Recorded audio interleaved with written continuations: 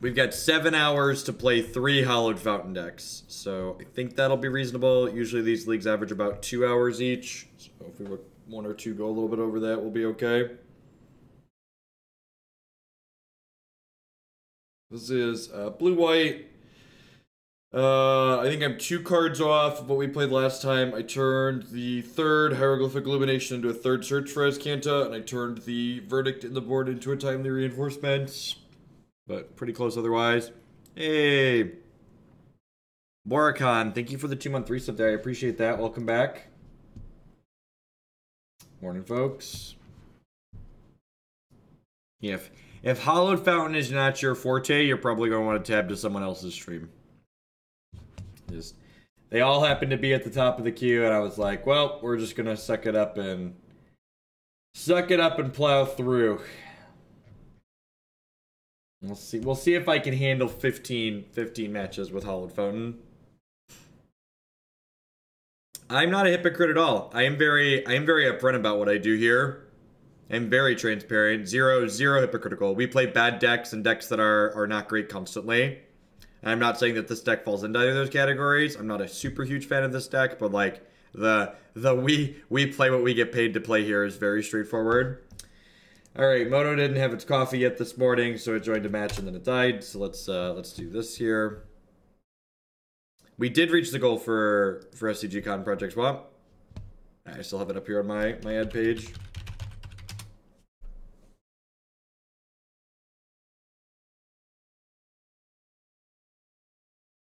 Morning, old man. Alright, Moto, come on. Come on, you can do it. I believe it. I believe in you, Magic Online. I would love to play first, thank you. God bless SSDs. Just like only lost 40 seconds in the Moto crash at the start there. Sure, why not? Hopefully this is not a blue-white mirror. Those 40 seconds might matter.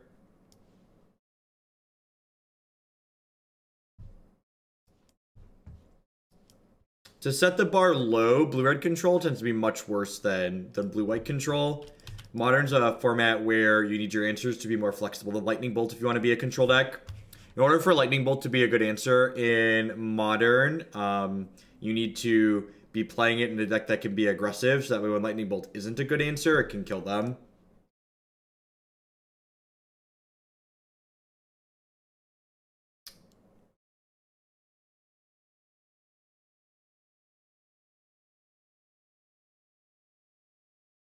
There's enough Dirtle online that I'm going to keep the Teferi.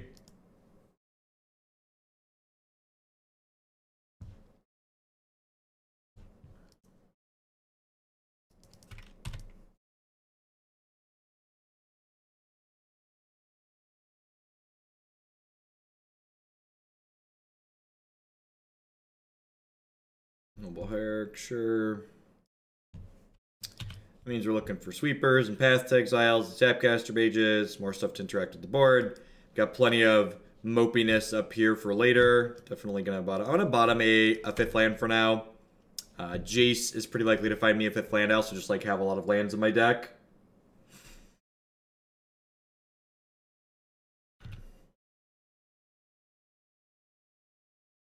Alright, so Devoted Druid is like a must path here. We'll take a draw step to see if we Terminus. We did not. Do I need to path it right now? No, I'm just gonna wait a hot second. If they like do a thing, I can path it in response. So yeah, I think this is fine because like they're gonna have. I did see the snack food company replied to my tweet.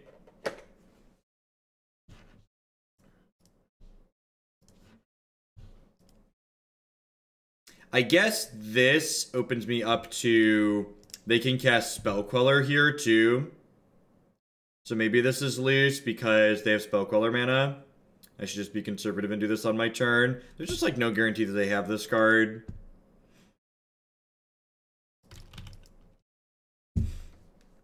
Hey, Robinson. Thank you for the 5-month resub there. I appreciate that. Yep. Punished. Alright. Kill me.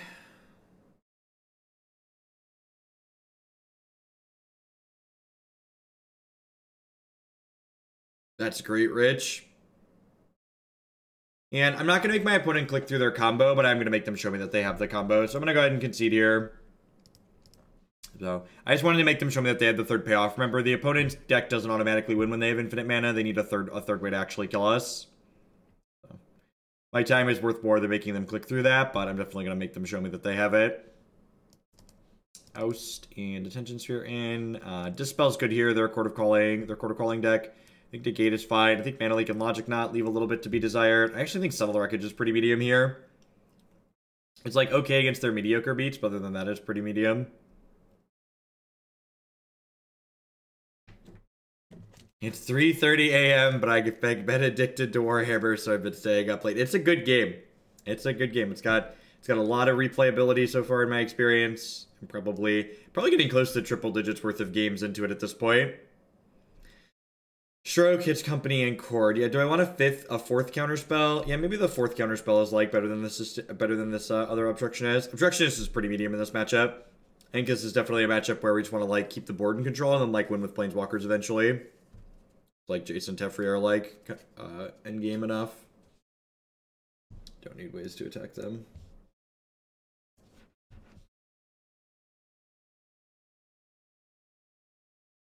How do you think Assassin's Trophy will impact Legacy? So unlike in Modern, where I think Assassin's Trophy is a pretty strict upgrade in most situations to Abrupt Decay, Legacy's got a lot more counter spells, right? So I would expect Assassin's Trophy to see a non-zero amount of Legacy play, but I don't expect it to be like replace Abrupt Decay all out like I would expect it here. Can you get by with 2 Jace in this deck? I don't think so. Jace is pretty important in this deck for leveraging the power of Terminus. Like, a big reason why this deck is good is because of Terminus, and Jace puts Terminus into overdrive, basically. I just play what I get paid to play around here, Kagra. Also, we have like a very good record with blue-white control. This deck hasn't been doing well in tournaments by mistake. It's got tools to be reasonable in a lot of matchups. I personally am not a huge fan of playing this kind of archetype all the time, but for a league here and there, I don't mind it. You'll notice I'm not opting on one. There's a couple of reasons for this. The first is that, like, I'm not really looking for anything in particular, while, like, a path or a Terminus might be nice at some point. One, I don't want to draw a Terminus right away. And two, since I already have my land set up, if I wait on this opt, this gives me more opportunities to hit a Terminus on my opponent's turn in the future. Yep, yeah, actually, I have a plane, non-refundable plane ticket booked and everything. They wanted $40 extra to make the plane ticket refundable, and I was like, nope, we're going. Locked in.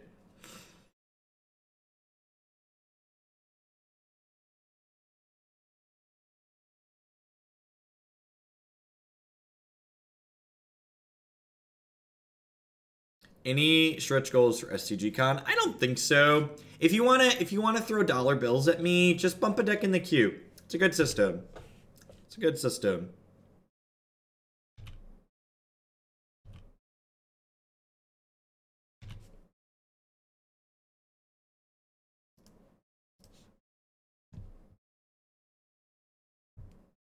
No, I don't want to do silly goals to like pick my deck because if I'm taking the time to go to the tournament, I really want to be able to pick my own deck.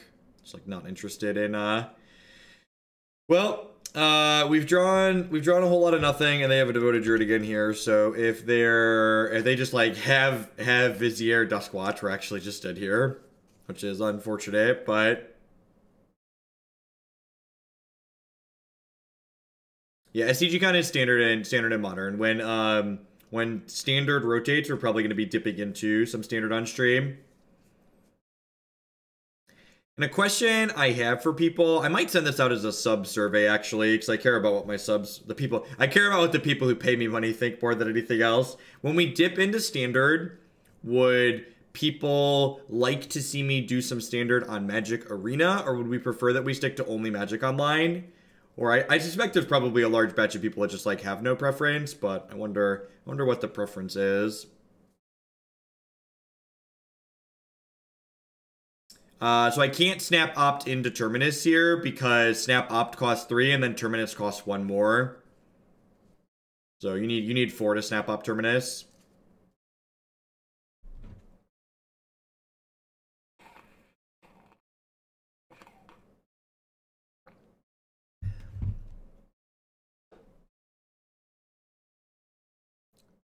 Well, the current poll of subs in chat is definitely Moto. I'll probably send out a straw poll. So, check your email.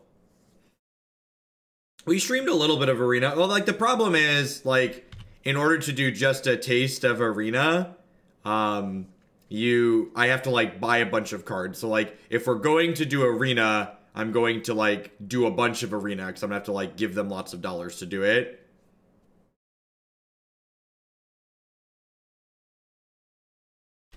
Itty bitty bugle boy, do do do do. There are sweet extensions for Arena. I would be lying if I said I wasn't attracted by the technology.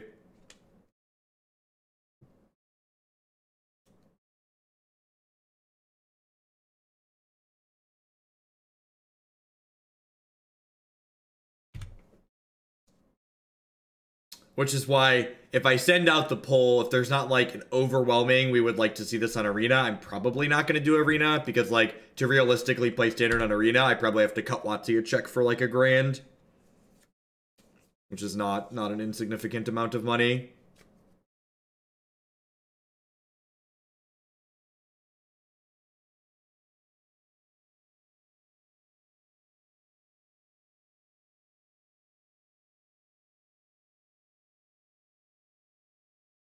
Maybe I try. Like, when I've played a little bit of Arena, I've actually really liked it. Like, getting to play an actual video game is nice. Like, calling Magic Online is a way to play Magic on the computer, but it's not a video game. Like, this is like the Microsoft Excel of, you know, Magic clients, basically. It's very functional, but it's not pretty. Man, take a 10-minute break. During that 10 minutes, you can think about all of the other Twitch channels you could be watching right now that are not playing Blue-White Control, instead of showing up here and posting in my chat that you find Blue-White Control boring. Because you know what? Guess what? One, you're not even a sub, so you're literally not paying for any of this. And two, even if you were a sub, we play lots of stuff here, and I'd still probably give you a break for being an annoying turd.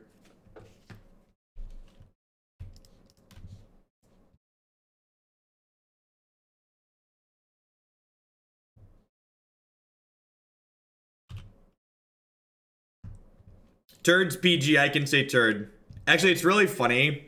Declan has taken to calling people poopy butts, which is just like the most amusing thing. Maybe I should discourage it, but I actually find it really funny.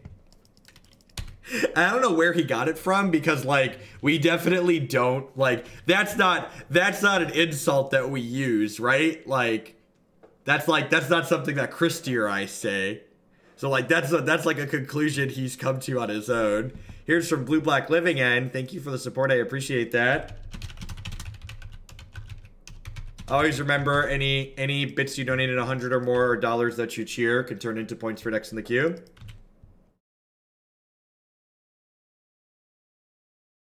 There's nothing wrong with offering an opinion. It just like needs to be constructive or useful or contribute something. Otherwise, it's just like white noise and like, why are we here? Yeah, he must have learned it from someone at school. Maybe I'm just supposed to brainstorm. Maybe I should have just like slammed this Jace and brainstormed last turn.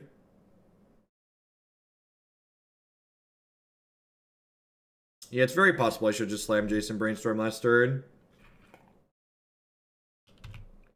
This is what happens when you let him go to daycare. You start talking about poopy butts and all sorts of vulgarity. I'm gonna get like Spellcrawler and just like hate myself here. This is one of the things that like feels weird about this deck, or feels bad, I guess is a better way to say it, is the games you find your Terminus. Like a matchup like this, I would imagine is kind of okay for us, but like the games you find your Terminus in a matchup like this and the games where you don't find your Terminus are like so very, very different.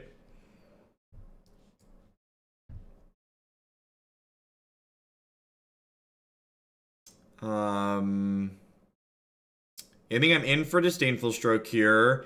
I don't think I'm really in for this Snapcaster Mage. I think I'm gonna put back... I guess I don't need the extra land either. Actually, I kind of want the untapped land. I think I want 2 lands here. I think I'm going to put back Temple and Snap. I'm going to play this Flooded Strand out past the turn.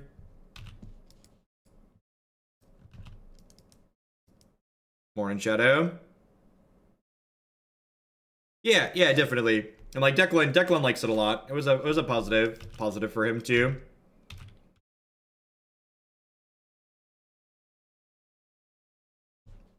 I don't know about Ebola, but they definitely bring home lots of plagues.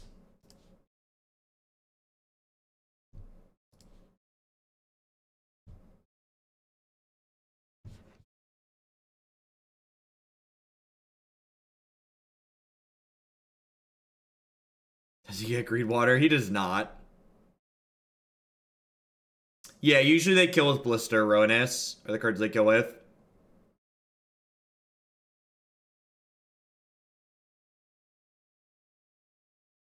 I think it's better blue-white or Jeskai. By the numbers, blue-white puts up more numbers, and I think it's because a combination of both Field of Ruin and Terminus and a few other things. So that's really unfortunate.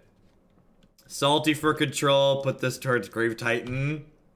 Thank you, Redbeard. Redbeard, as a heads up, if you want to take a look at something else in the queue, so the person who donated for Grave Titan asked that I explicitly play it on a specific day, and they made a large donation for it. So the Grave Titan deck is getting played on October 5th, regardless of how many bits it has. So if you'd like to push something else up, I'm okay with that.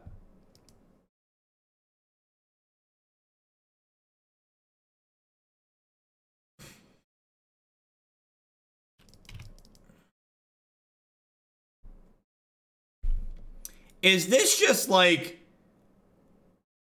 super spooky? Oh, I guess, no, it didn't play around Mana Leak either, right? Like, I'm probably just being paranoid, but like, they like paid 6 to play this for 2 and then plus it. Like, while I have the Disdainful Stroke in my hand.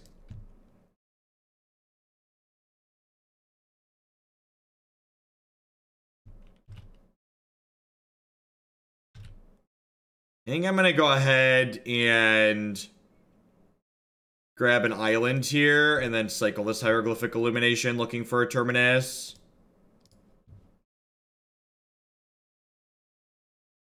We did not find it. Good night, my sweet prince.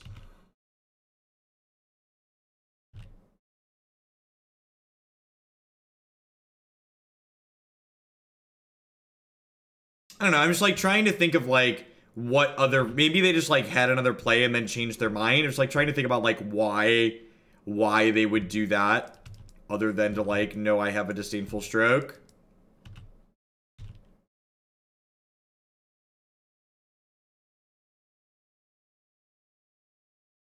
Maybe I'm missing something.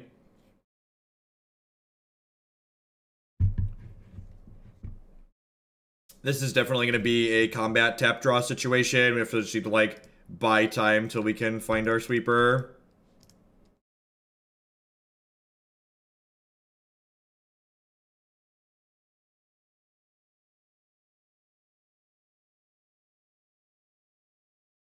Yeah, I guess Logic Knot could be reasonable. I only had 1, 2, 3, 4 things in my bin. Yeah, I guess it did play. No, it didn't even play around Logic Knot because they would have been able to pay for a Logic Knot for 4.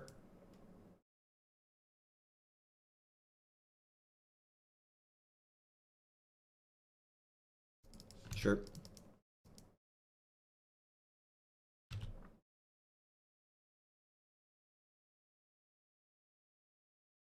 Sure. Infinite mana is different. Like this is not an infinite mana situation.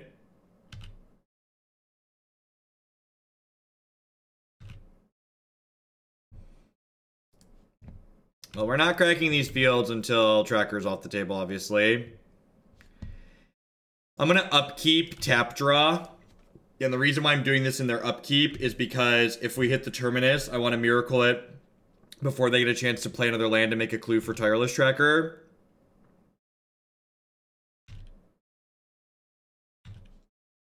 We're 21 cards into our deck without a sweeper.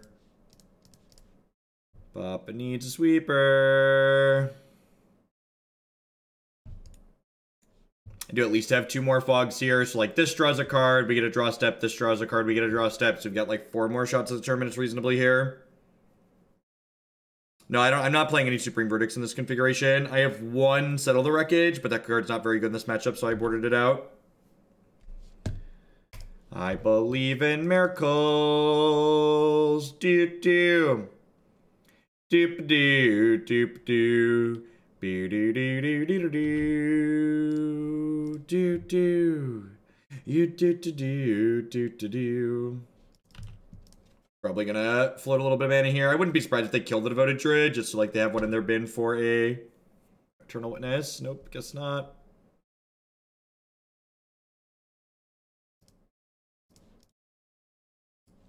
What if we didn't do that?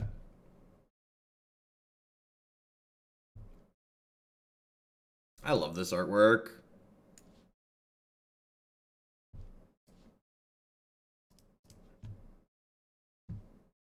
I'm dispelling now in response to the Spell Queller because it plays around Unified Will.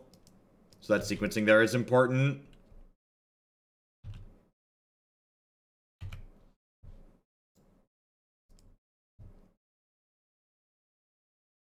Yeah, like we were bound to hit one eventually, right? Like there were 4 in like less than 40 cards.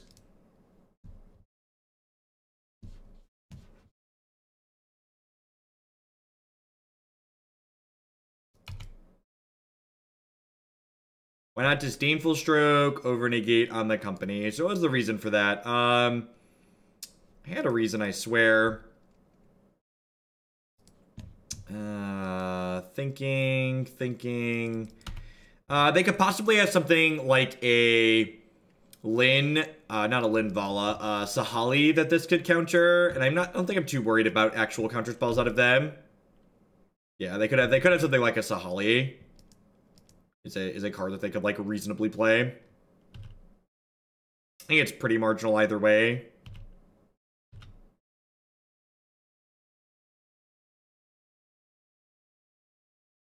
Sure.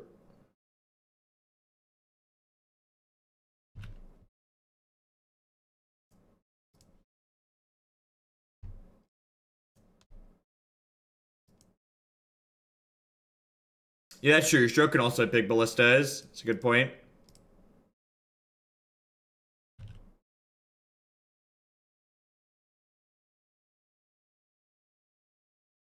Please cast a Collecting Company. Oh, they don't have a basic island, do they? Just get rid of all these then.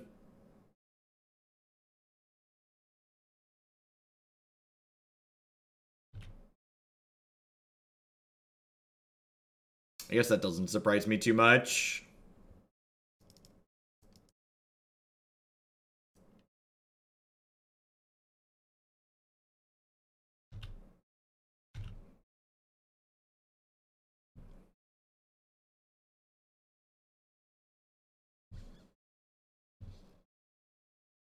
I'm gonna keep that one.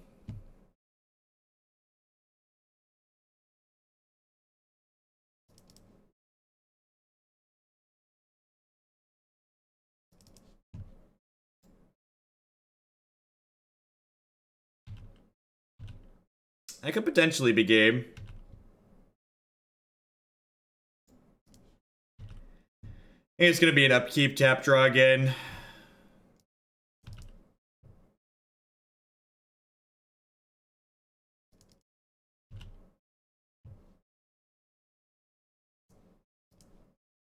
Yes, that prevents them from casting it. Has to still be in their hand for them to cast it.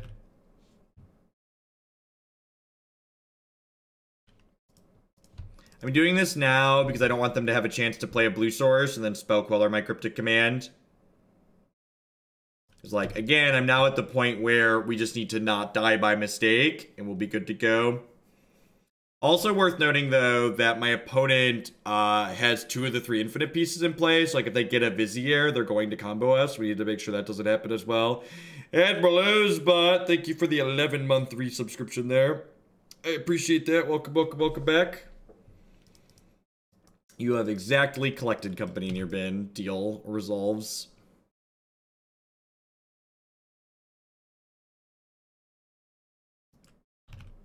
Yeah, on Magic Online it says Miracle or whatever.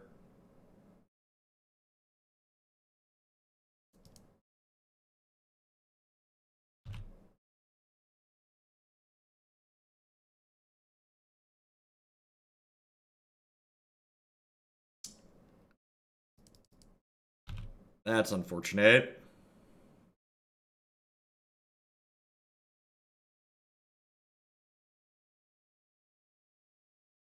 So, Teferi's no longer active. I guess I'm activating Search for Azcanta here.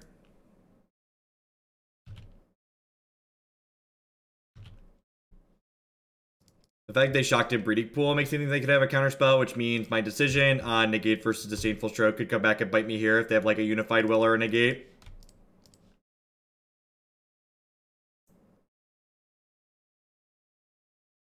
Wish I had a Supreme Verdict to draw to here. I think I'm taking Detention Sphere just to take the old Revoker off the table here.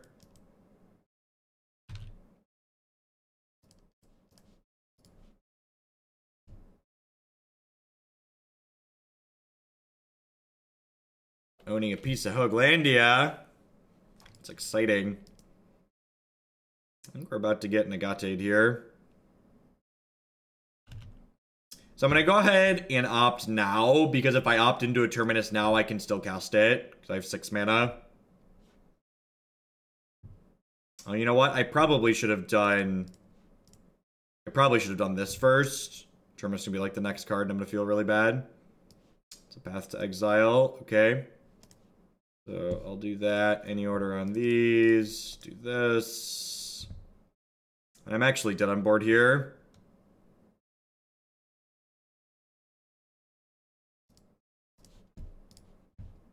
Let's do this first.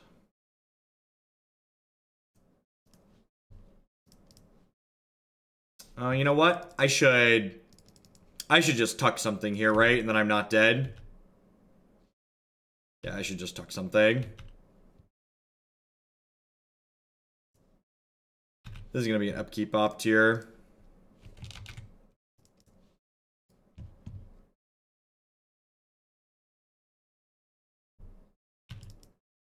All right.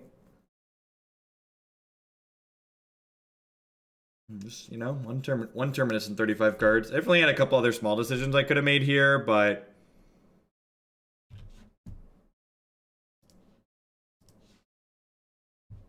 yeah, looks like they're just going to go for it. Yeah, good games, opponent.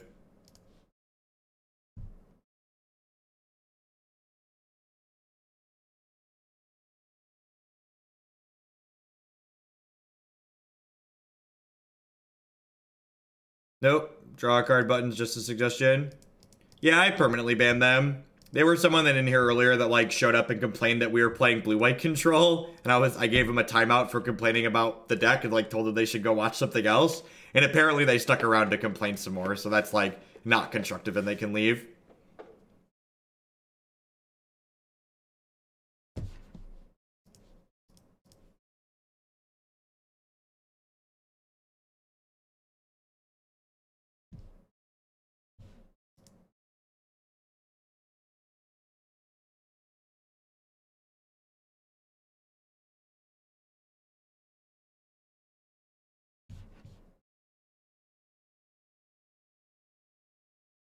I don't get it. It's not even that they're just like, it's not even just that they're watching something that they hate. Like they're watching something that they claim to dislike and then vocalizing it in chat, right?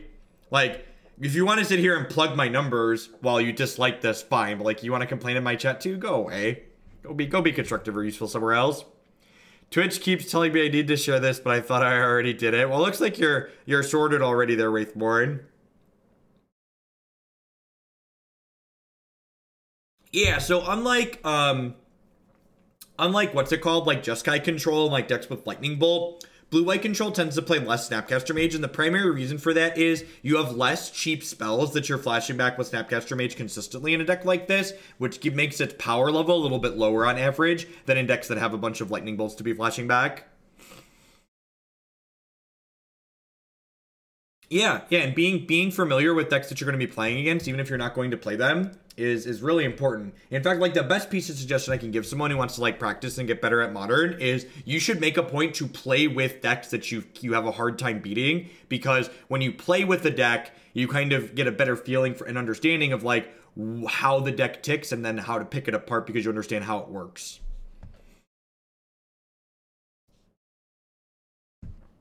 That's fine.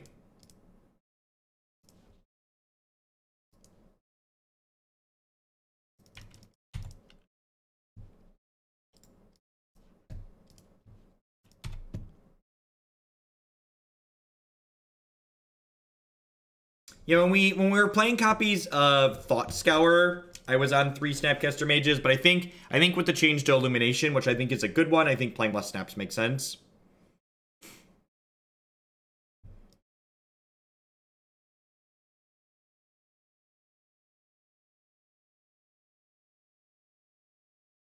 So, Nimble Obstruction, and this is something that I think a lot of people don't get, that they're bad at when it comes to evaluating cards. People keep asking the question, why is Nimble Obstructionist better than Vendilion Clique? The answer is, it's not. It's different from Vendilion Clique. I am still playing Vendilion Clique, they're just in the sideboard. So in my opinion, one of the best things about this deck, like Blue-White Control, Cletus, thank you for the 19 months, I appreciate that, is that this archetype gains what's called virtual card advantage by blanking your opponent's removal spells like Fatal Push and Path to Exile and things like that. And when you play a card like Vendilion Clique, you're turning on otherwise dead cards and costing yourself card advantage by putting this card in your main deck. And Nimble Obstructionist is a card that's a 3/1 that allows you to pressure your opponent when you need pressure, but in matchups like this one, where my opponent's going to have otherwise dead removal spells, I get to just cycle it instead of putting a target for the removal spell into play. And I think Vendilion Clique is important, and I think it has a place in this archetype, but I think Nimble Obstructionist makes more sense for a main deck slot for the reasons that I just described.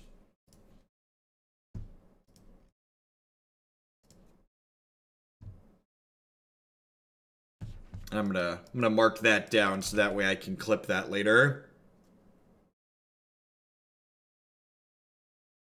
People ask that question a lot, so I'm gonna clip that one and post it. And again, I think that's something that just people just like don't think about enough. Just like it's not, and that's a lot of Modern, because there's so many cards that exist and are legal in this format that people are like trained. I don't know what it is about TCG players. They're just like, well, why is this better? And it's like, well, it doesn't have to be better. It's just like, it's different, and it's worse in some spots and it's much better in others. Yeah, to a degree, full on tilt.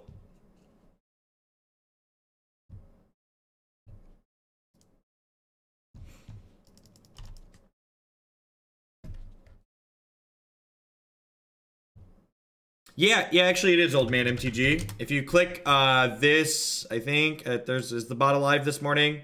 If you click that link there, the twitch.amazon.com/prime, you'll be able to link your accounts up, and it gives you a free sub every single month. How good is Mission Briefing? It's worse than Snapcaster Mage in a lot of spots, but I also think that there are going to be some spots where it's better. I don't think this is a deck where it's better. I think decks that are maybe playing Pyromancer Disenchant, I think Thing in the Ice decks are the decks you're really going to want to explore the idea of Mission Briefing potentially being better than Snapcaster Mage. Or supplementing Snapcaster Mage specifically. Yeah, I agree with that, Pikes. I agree with that. I think there's a lot of people, even people that are like recognized as like good TCG players, that like they're mechanically not very good. They just like play a bunch of the game, so they're like good at memorizing it.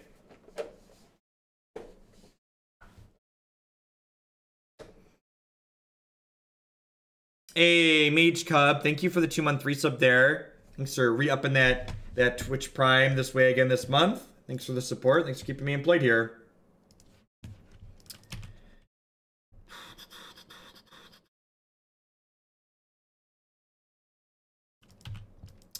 Yeah, something like blue-black thing, it could be okay, and potentially, I agree with that. This is probably going to be an end step, bounce your Liliana, draw a card.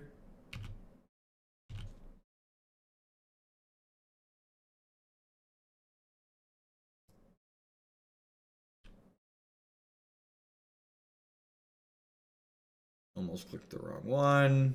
I was like, why isn't it letting me target?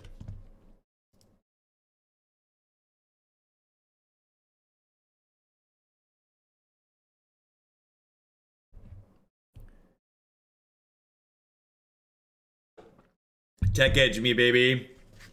Actually, if Cryptic Commanding the Liliana was my line here, I probably should have waited to play the Field of Rune, because this is giving them an opportunity to tech edge my field, and then I don't have an answer to the Shambling Vent, which is bad, because I really don't have a lot of answers here, and I'd much rather they tech edge like a Hallowed Fountain here rather than my Field of Rune. Yeah, I've sequenced in a way that's going to give them their creature land, basically. So this is pretty bad for me.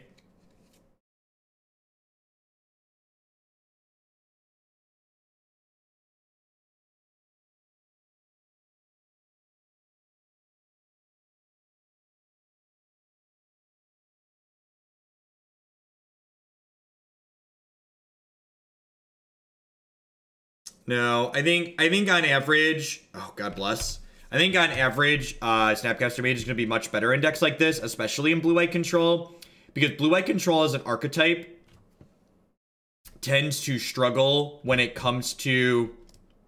I'm actually going to field them in response here, so I don't shuffle a scry.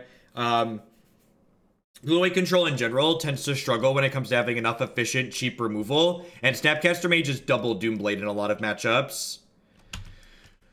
Oh, that is a beating. God bless. Better lucky than good. Hashtag.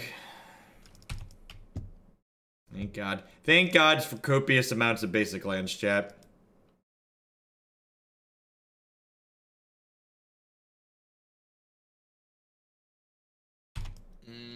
That's such a beating.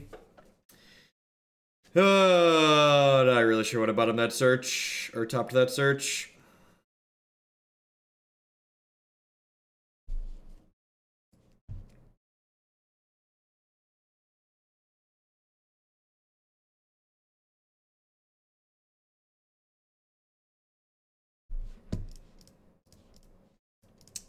Was that a good draw, chat? How do we feel about that one? Settle the Wreckage. I think I'm bottoming that. I'm kind of looking for like Cryptic Command or Teferi or something along those lines, because the problem is they can plus their Liliana before they attack, which makes that card a lot worse. I discarded that land because it dealt the damage to me. I'm kind of in a point where my health total matters, but maybe it was worth keeping the shuffle because I had Jace in my deck. Well, Lily doesn't guaranteed take Settle because Jace could draw me an extra card.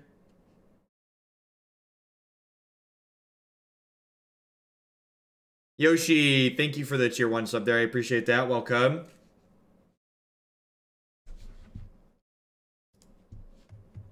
Morning to everybody out there. Welcome to Blue White Control Day. Not just Blue White. We've got Jeskai and Bant coming up later today too.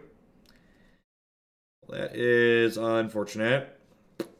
Mana leak. That's not helpful.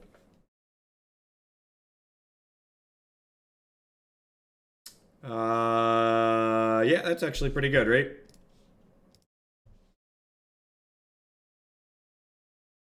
Fetch is also not great versus Mind Sensor. That's true. I think Leonin Arbiter is an unplayable magic card that people should stop registering. I think a 2/2 for 2 with upside like that is not worthwhile. Grizzly Bear is not a particularly constructed playable card.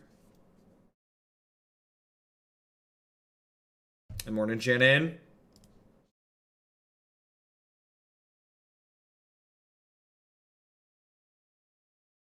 I don't know what Plague's Brother does offhand, Pythrion.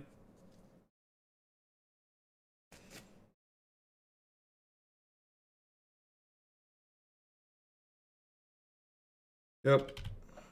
So I think I actually need to... Pretty confident I have to kill the full Minor Mage here, right? Because Jace needs to live.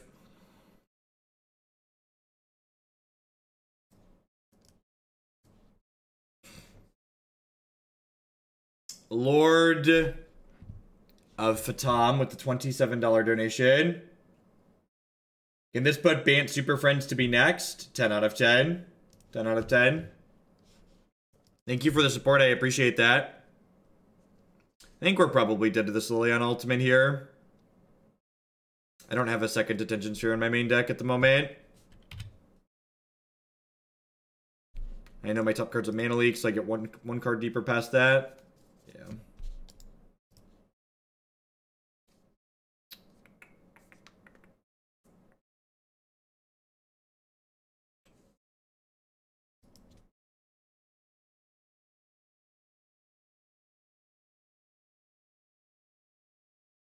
Makes each player sacrifice a creature or a planeswalker if they can't discard a card. That sounds really bad. That sounds like a really loose Punisher mechanic.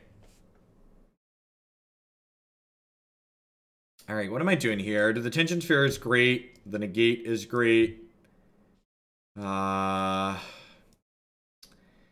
Path to Exile's bad or necessary? They might just be both. Settle the Wreckage seems kind of mediocre.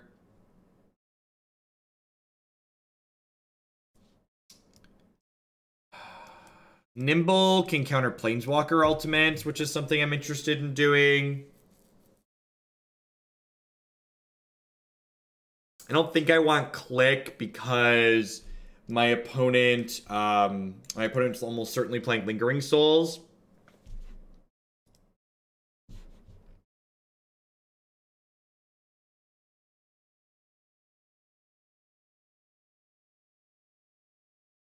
Oh, so that's, yeah, sure. Someone, they posted the wrong rules text. You're correct that that's not a Punisher mechanic. I don't know, like, was like Fleshbag Marauder a card that humans wants to play? I'm not sure I understand why that card would be good. Why do I want timely reinforcements? Please explain.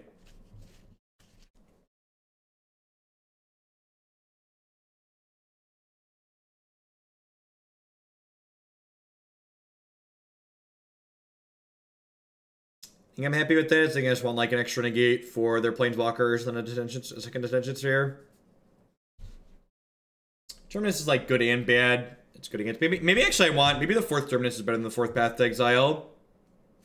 Yeah, I understand what the rules text is on timely reinforcements.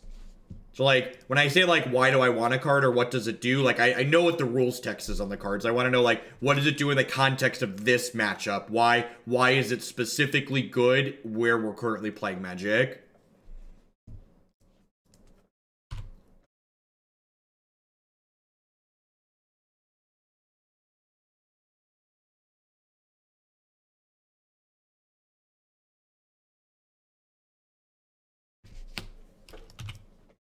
Yeah, like, the problem with timely reinforcements is that, like, it doesn't pressure my opponent's walkers, right? Like, it's only giving me tokens, like, if my opponent has things in play, which means if they have things in play, I probably am not going to be able to attack my 1/1s through them. So, like, I'm not sure it's really, like, helping us.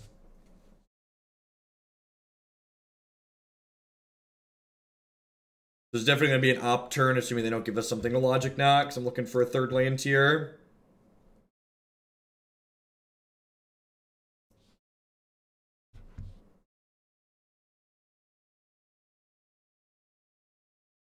Well, you're still typing, so I assume you weren't timed out. I think I'm actually going to let this resolve, and then I'm going to go ahead and opt at end steps. We could hit a Terminus, and I kind of want to save the Logic Knot for a Planeswalker. I think I should prioritize Pathing the Dark Confidant here.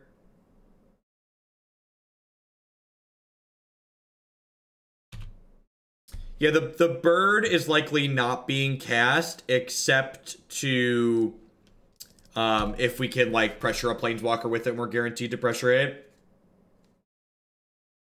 Bob's on our team. That's not even close to true in my deck with no clock. I'm gonna go ahead and Logic Knot this, because I'm just gonna take my Logic Knot anyways. I don't really care about the 2 health.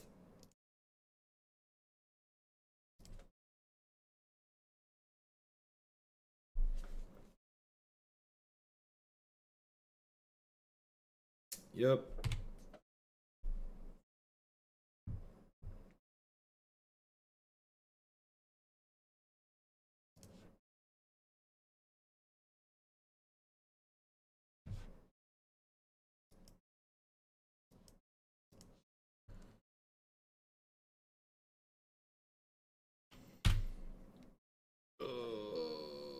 So Illumination can help us kind of tread water against this Liliana, which is nice. Why would I stifle the Lily uptick? No, I think I'd rather just Illumination.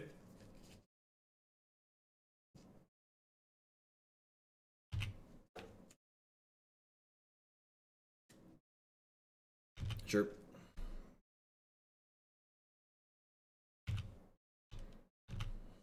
Oh man, no Lily uptick. That's so good for us.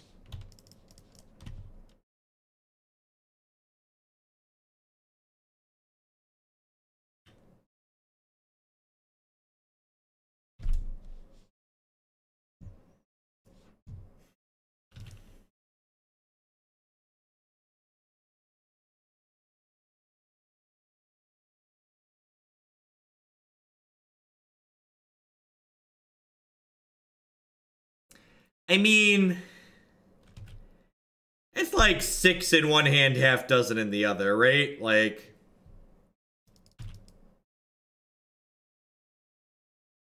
I like don't have a counter on here. But we've played against this deck before. Mana Tide's a possibility. I think they have like Smallpox in their deck too.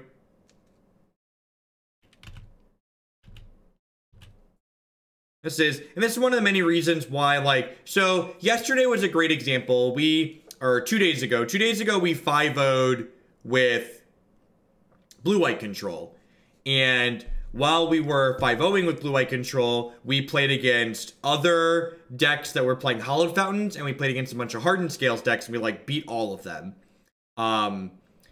Whereas today, we're playing against decks that are, like, a little bit, you know, outside of those, like, you know, the top 10 or 15 decks that you play in the format, and playing against decks like this that are a little bit outside of the norm are where these decks that are trying to have their answers line up properly really tend to struggle. So, like, the Abzan tokens deck is one of the...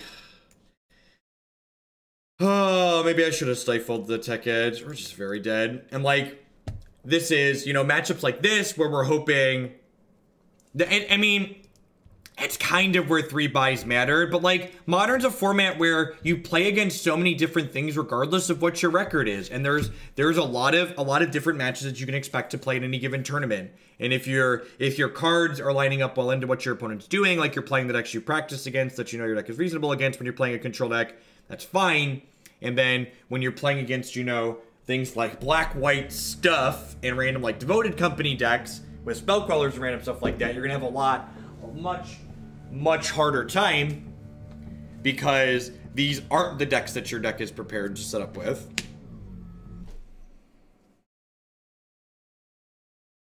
This is why, well, I think this deck is certainly powerful. I think if you play well and you hit a couple of the right matchups, you're going to be fine. That's true of most decks in Modern.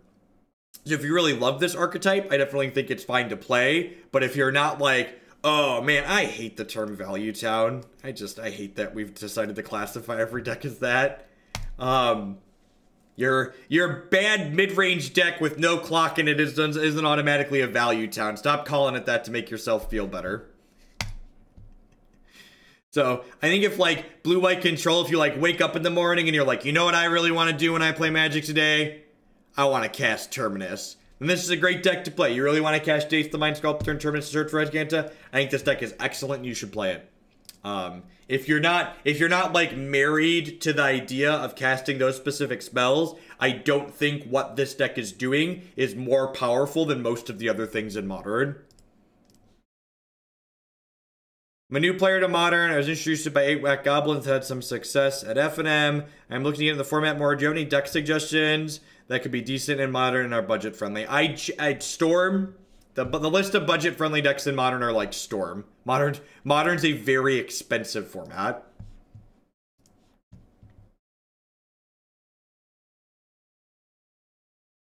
I think I'm just like digging for a Search for Azcanta here.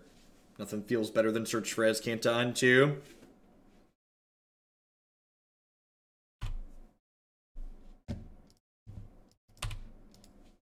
I could maybe get punished for being aggressive and bottoming that land there, but like this cycles itself. If it looks like we're gonna miss our 4th land, so we can extra look that way. Oh, opponent mulligan it doesn't have a 2nd land. Got it.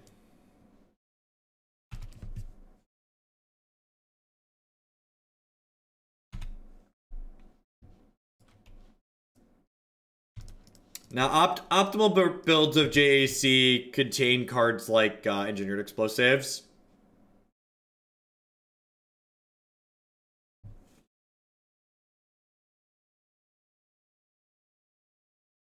Yeah, I guess green Black Elves is pretty cheap. Some people don't. So like, and this is why when people like, if you want to talk about budget decks, you should go talk to someone like Saffron Olive or like one of the many other people that like produce explicitly budget things in Modern, because I don't own Magic cards. I don't buy Magic cards. I am blissfully ignorant of what the price on Magic the Gathering cards is for the most part. I just play combinations of cards I think are sweet, and when I have a combination of cards that I'm interested in playing, I ask people to give me cards, and they usually give me cards. So I know I am atypical.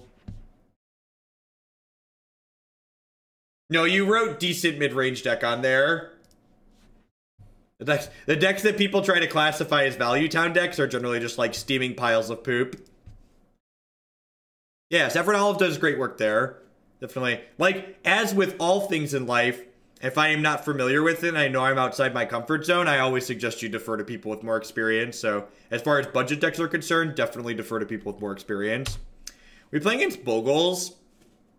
They mulligan to 4, and then they mulligan to 6 this game, so I'm just going to put them on Bogles. No Bogle. Alright. Alright.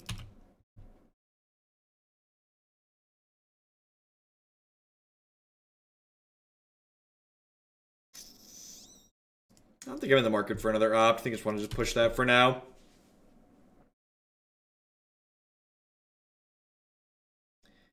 I've rented Assassin's Trophy. I am fairly confident that I'm going to be able to sell those Assassin's Trophies for $15 to $20 a piece. So I am playing Assassin's Trophy at a week 1 tournament, but I haven't really bought them in the traditional sense. They're not going to be like the Monday after that tournament, heck, probably the Sunday of. I'm going to post a picture of them on Twitter and ask who wants them.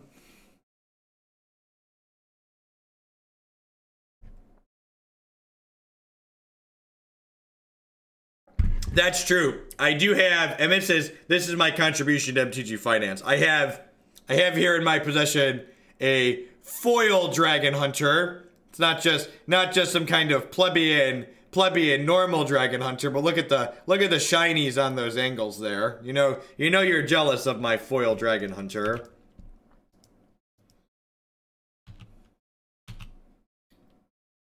Yes. Try and keep yourselves contained, chat. Be decent. Alright, so what am I doing here? I might be stifling a clue token next turn, actually. If the person who wants to buy them wants them signed, I'll probably sign them.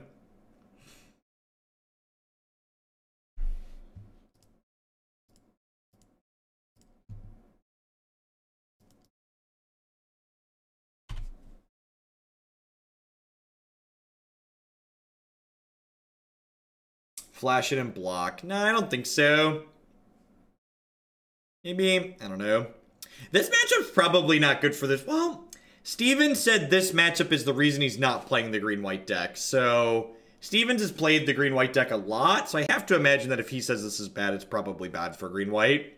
We'll see, though. This is probably, like, one of the infinite matchups for this deck, where it's just like, did you draw Terminus at the right point? If yes, destroy them. If not, lose the game.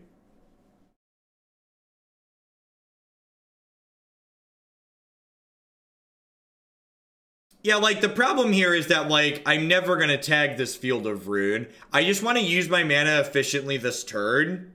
And, like, I'm getting a 1-for-0 out of that, basically. Like, I'm stopping them from drawing a card at the cost of no card.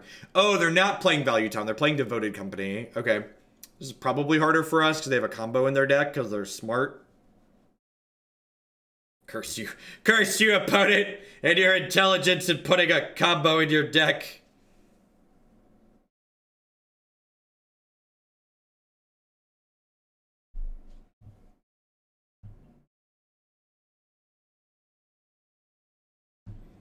Alright, so I'm going to play the island out so that way I can opt into Terminus plus hold up Mana Leak this turn.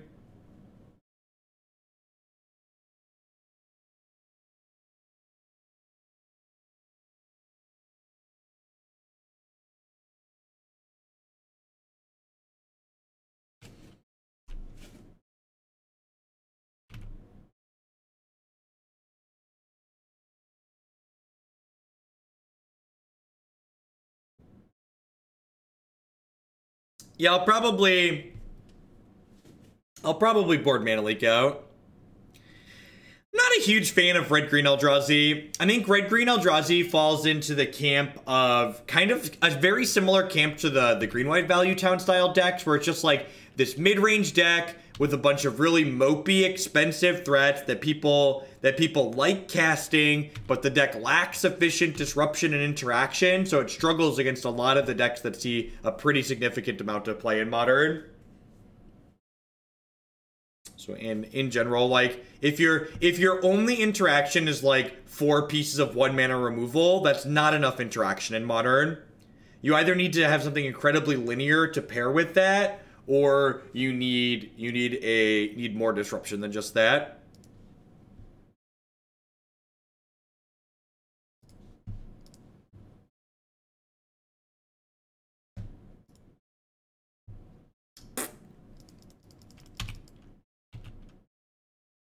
Every time you try to draw to a Terminus or your Miracle Terminus, you just need to remind yourself one thing.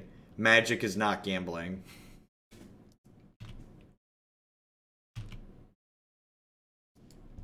It's a path to exile. I guess I get to Teferi plus path. Because Teferi untaps my lands for whatever reason. God bless.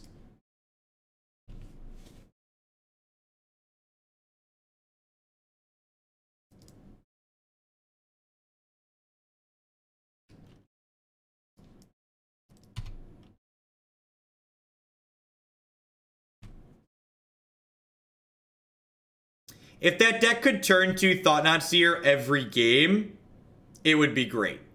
It does not turn to Thought-Knot Seer most games, mathematically speaking. It's just not how it works. So they're gonna field me here, and I don't know why they waited for me to untap. Because now I get to path this in response. And now they're going to get to give me an untapped land here, so I'm going to get a basic island, and I'm going to get to cycle this Hieroglyphic Illumination and maybe Terminus them next turn, which is nice.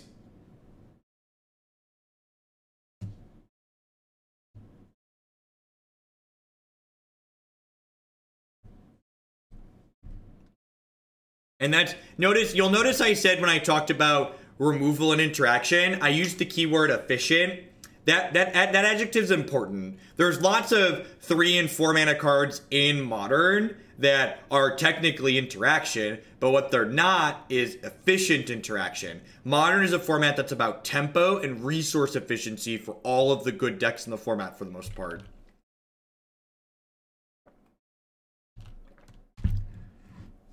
This Mana Leak looking really bad here.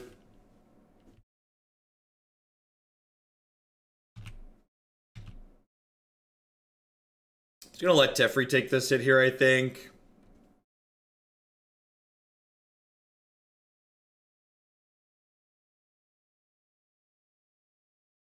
Maybe. I get wanting to use their mana. I think them guaranteed getting a clue is more important than them, like, giving us one more piece of potential mana.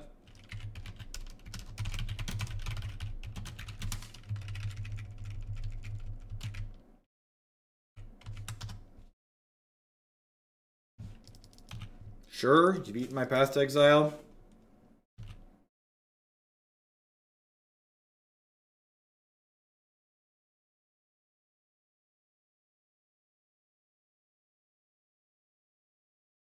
I think they haven't realized they're still in the damage phase. I'm going to see them untap these and move to their main phase in a hot second. Classic Moto things.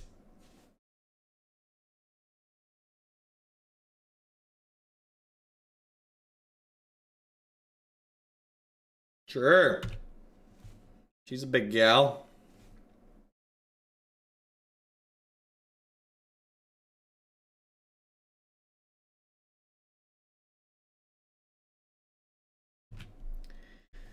Man, this Terminus is about to do terrible, terrible things to my opponent.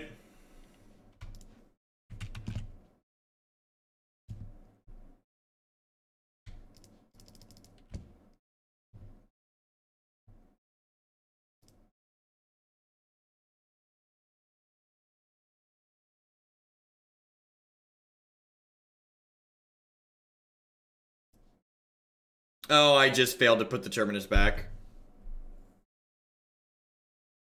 Oh, that was bad.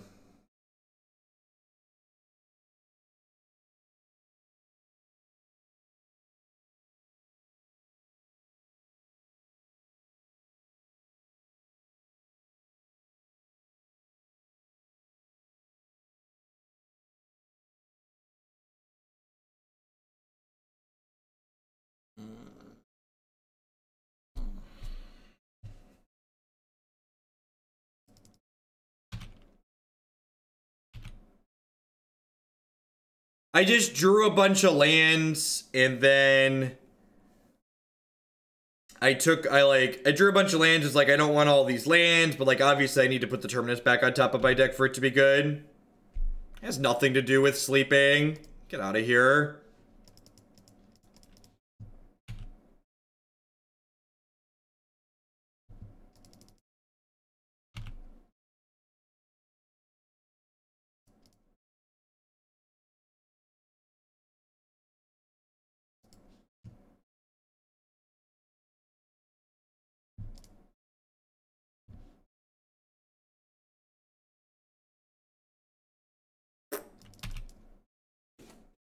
And now they get to draw Collected Company.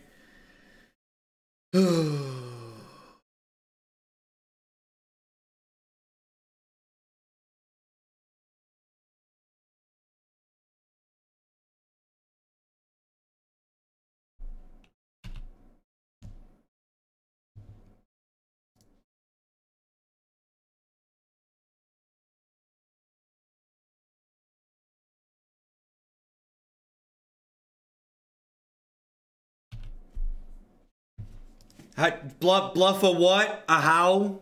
Like, what does that matter?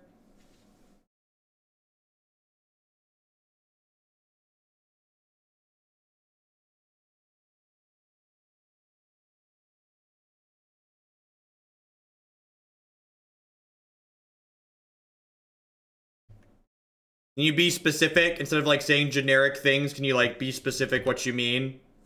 Like, take which game actions to do the thing that you're implying? Because I'm not sure I understand what you're saying. And and then state why it would be useful.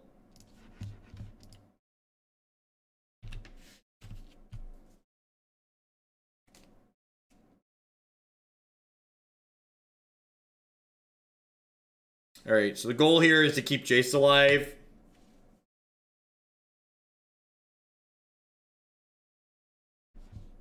Yeah, we're still ahead at the moment, despite my best efforts to lose the game. Oh god, are they gonna try and kill me? Please try and kill me.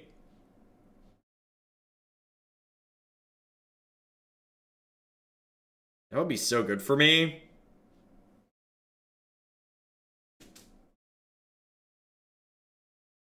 What?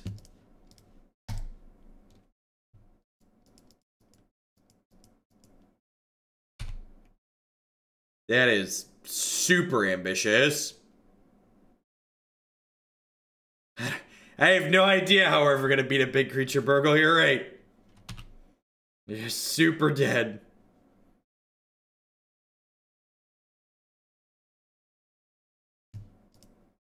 Voided, fetching, and cycling. This will sometimes make people not attack. No, I don't think that's worthwhile.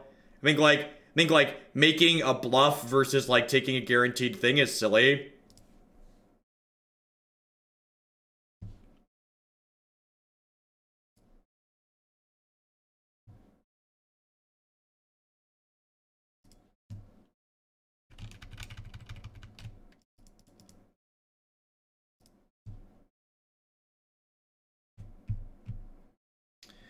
So if I cast this is going to untap 2 lands, and then I can have Cryptic plus up, Terminus up, so that's fine.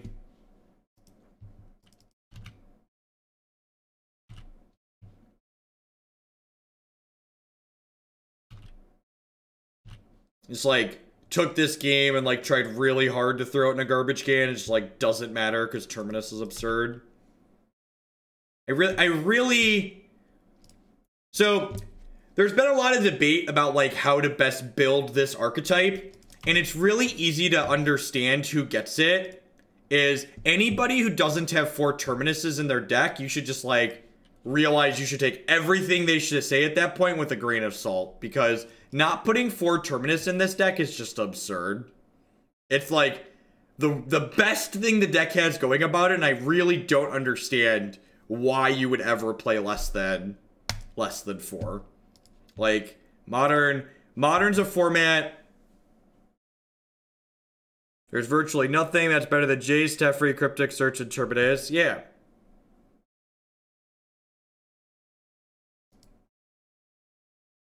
Don't forget Colonnade is summoning sick, right? That definitely came up yesterday.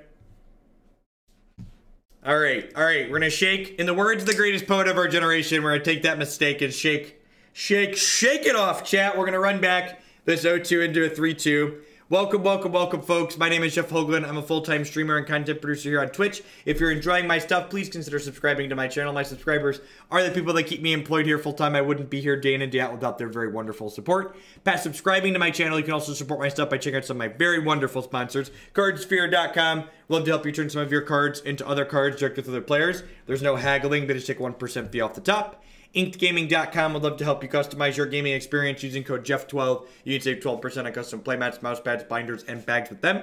Cool Stuff Inc.com buys and sells a lot of cool stuff, including TCG singles. Using promo code Jeff5, you can save 5% on Magic, Pokemon, Warhammer, and Yu-Gi-Oh cards with them. And of course, this stream just wouldn't be possible without viewers like Anoronix, Justin, Nivik, and all of y'all out there. Yeah, the FCG-Con thing, I want to leave it up on there for now.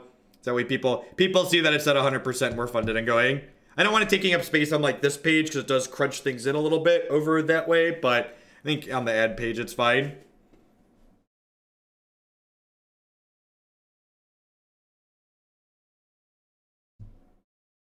There is not a reasonable replacement for Jace in this deck. He is not optional. You could budget Snapcaster Mage in this deck. You could maybe even budget Celestial Colonnade with Fairy Conclave to a degree. Jace is not optional. Jace, Terminus, Teferi. Those are the cards, non-debatable, non-budgetable, have to have them to play the deck. They are the cards that make the archetype tick and make it good.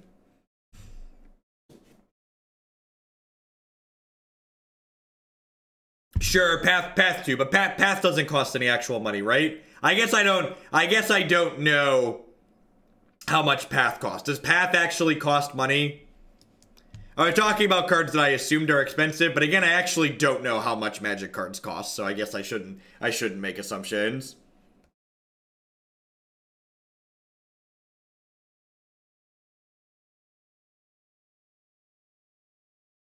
I feel like if a single copy of the Magic card costs less than a burrito, its price is basically negligible. That's how I would approach buying Magic cards for a deck I wanted, at least. If I could skip a Chipotle stop to buy that Magic card, it probably doesn't cost that much.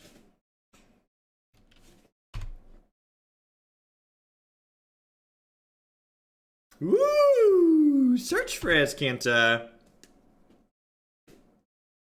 Good guy or gal, good opponent. They were a nice person, and they said that they mentioned that they were watching the stream and they turned it off, and they told me that they were playing Mardu Pyromancer since they know I'm playing blue-white control.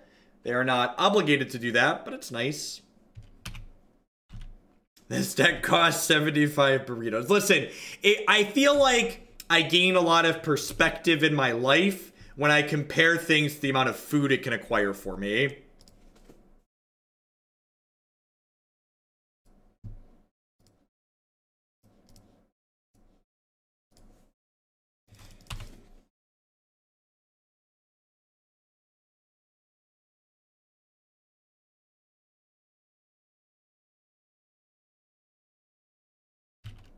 Yep, I paid over 100 burritos. That's so many burritos.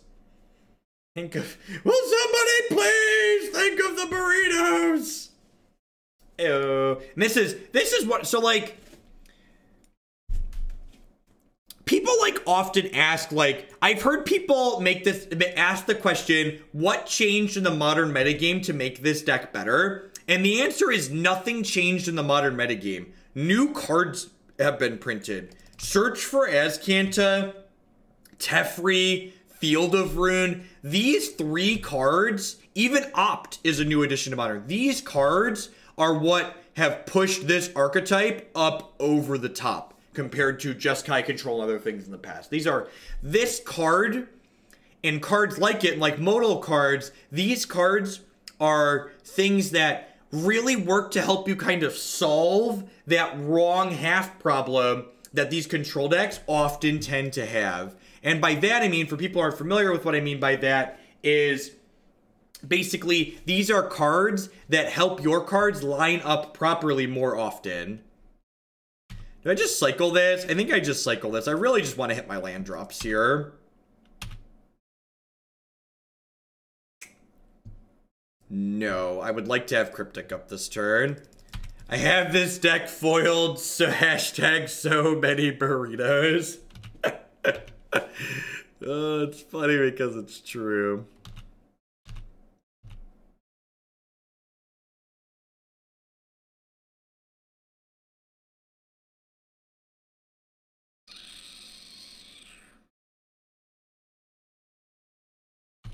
Deal.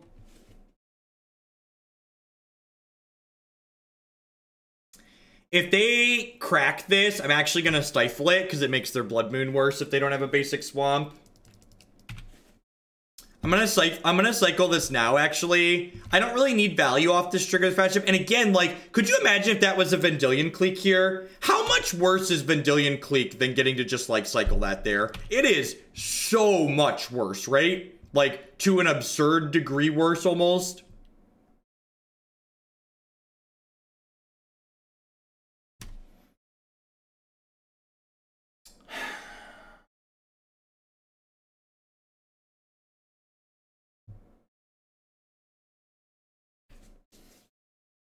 Am I in for Settle here? I think I'm in for Settle. I'm taking like a lot of damages.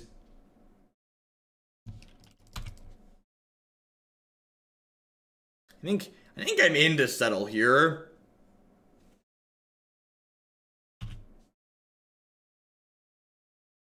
Search for Azcanta gives us the option to transform it when we have 7 or more cards in our discard pile after its trigger. Or during the resolution of its trigger, I suppose. Taco Bell burritos don't count for the purpose of determining how many burritos your Magic deck is worth for this. For the topic at hand, Taco Bell burritos are not the burritos I'm referring to when you're pricing your deck or Magic cards in terms of burritos. Just so everything is clear and above the board here.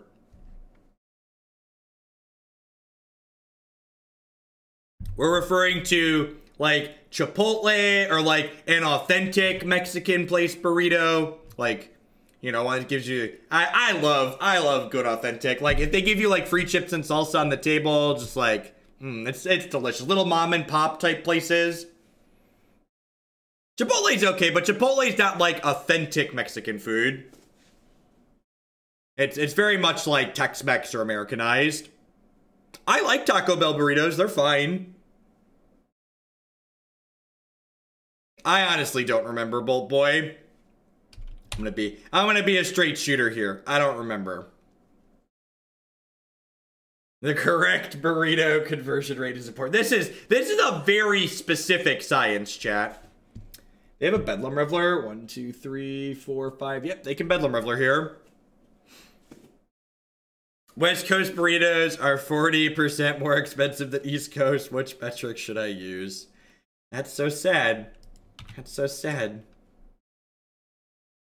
I would not like a Temple of Enlightenment. I would like an extra land. So, I think I'm taking a hit from this. It's a little bit scary because they haven't cast any lightning bolts yet. The problem, I guess I can snap negate if they cast Blood Moon. Yeah, I'm going to path this. I'm not going to take this hit. I ran out of leftovers for me to bring to work, so I get Bahamut today. Oh, Panera. Why are you so delicious?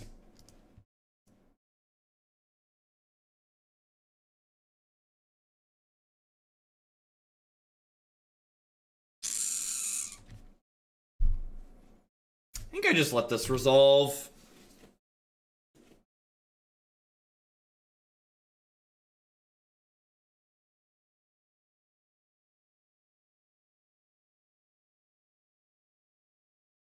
Yeah, I need to update it. So I'm waiting on my guy to send me some more emotes. We're working. We've got some things in the pipe, Pikes. We've got some things in the pipe. It's just like it's nothing special, really, Greater Germ, but it's just like it's good quality food for the price that you pay, basically. It's like Chipotle. It's good quality food for the price that it costs.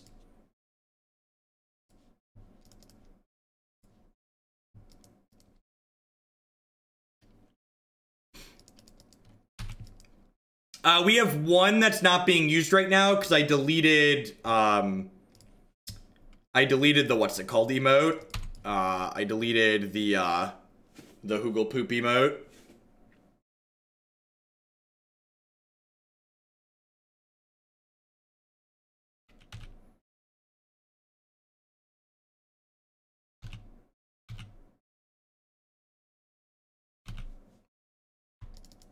So they don't have any utility lands. So I'm gonna aggressively use this Field of Ruin to like get my second. Oh, I guess I should have done this in response, huh? Because there's a Cryptic Command there. Definitely should have done that in response. Listen, it's early. I'm gonna blame that.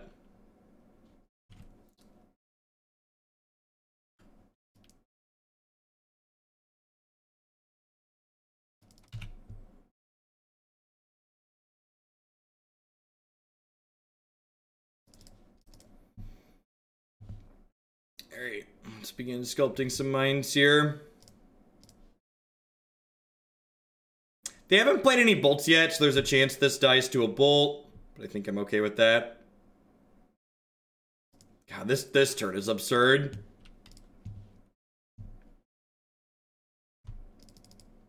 If you send me a referral, you will get my rewards points. That's funny, Beetle. You're fine, I'll survive. I brainstormed. I stacked this right this time. Fist pump. Jeez. This is like what control players dream about at night. The old Jace into Teferi and untap my lands. Oh yeah. Ah yeah, sure. Sure, yeah. Yeah, Bedlam Reveler resolves. One of the many reasons to hang tight on the Colonnade. Let these triggers resolve. Control players only. It is truly disgusting. You are not wrong.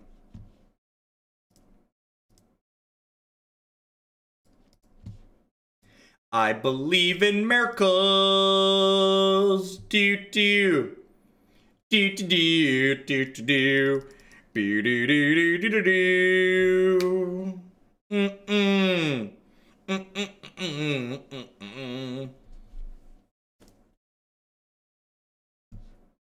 Get to rest in pepperonis. Get to bring in D-Sphere. I get to board out these obstructionists.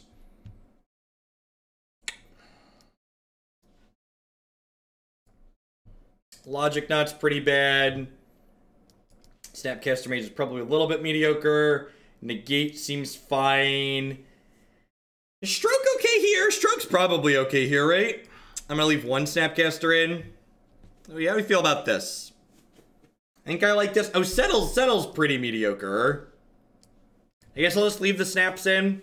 Because we're not like always going to have Rest in Peace, right? Like Snapcaster Mage is fine when we don't. This is my currently preferred blue-white control list. This is the 75 that's listed on my website at the moment.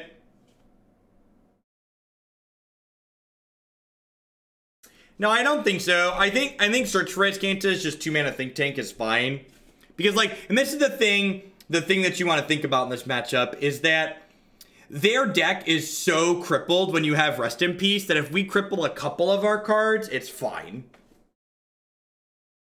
No, 0% chance I play a deck like this in SCG COD. Just not the style of deck that I want to play for 15 matches. Or 8 matches, or however many the Invitational is.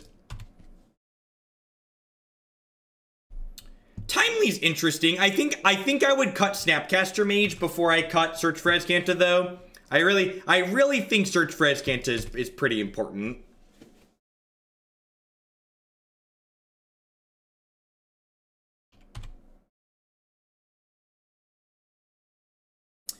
If you're playing blue-white control, you don't get breaks in between. No.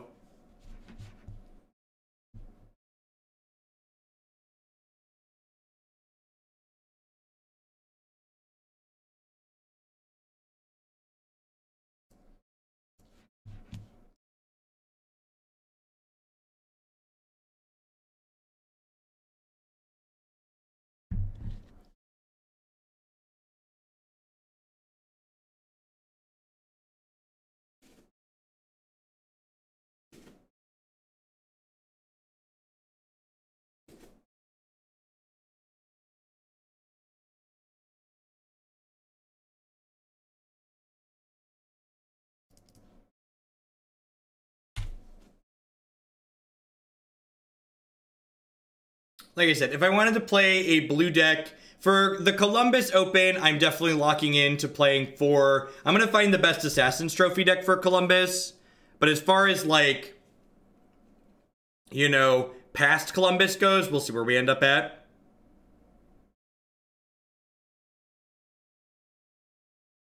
Yeah, Search is just very powerful. Like I said, it's subtly one of the best cards. One of the best additions to this deck. Not even subtly, it's just, like, very good.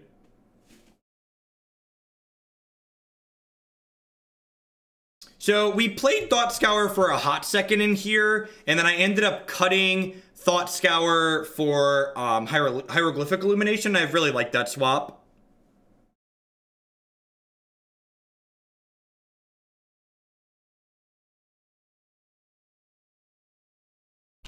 They binned a Blood Moon here, which to me implies that they probably have another Blood Moon. Because Blood Moon's kind of good on this board.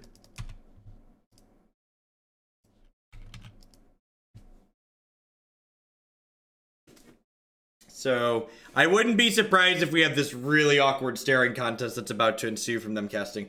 Wow, really? They binned Blood Moon. That seems really wrong.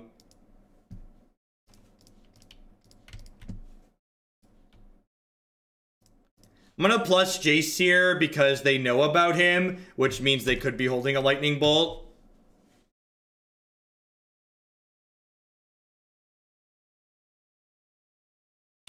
Or they could have a Dreadbore. Okay.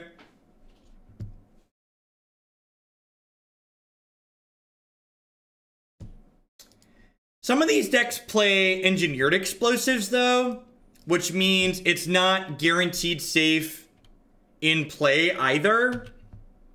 I guess they're more likely to have Wear Tear than Engineered Explosives, though. I don't know. You know, like in order to get punished for keeping the Rip in my hand, they have to both draw Wear Tear and draw a discard spell to take my Rest in Peace. So like, I feel like the Venn diagram, like where that happens, is pretty low. Of course, I also could have blanked this Inquisition here. So like, we could be setting up into getting punished like I talked about. That being said, like if we had an untapped land here, we just like run away with the game, right? You just like need another Dreadbore. They're like up a creek without a pedal. Opponent understands where this game is going. I'm playing Modern. Opponent said GG's, good games opponent. Good luck in the rest of your league. Alright, well the 0-2 into the 2-2 here. So slow and steady. Yeah, Blood Moon had a window where it was gonna hurt us on exactly turn 3 or turn 4 there or so, and then they didn't have it, and we got him going.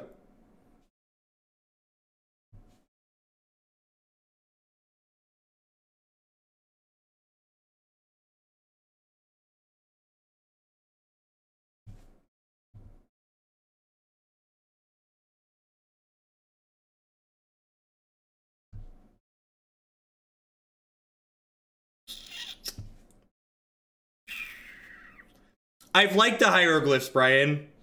They fill a very similar role, but the fact that the person who wins the control mirror is generally whoever gets greedier, and the fact that it's a card that like is a conservative card that also lets you grind card advantage in mirror matches is absurd, and just like against control other grindy decks in general.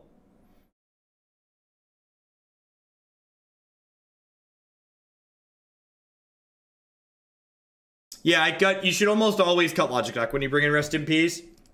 I think the only deck I would probably leave Rest in Peace and Logic Knot together against is Storm. But I think any other matchup other than like Storm, you should cut Logic Knot when you bring in Rip.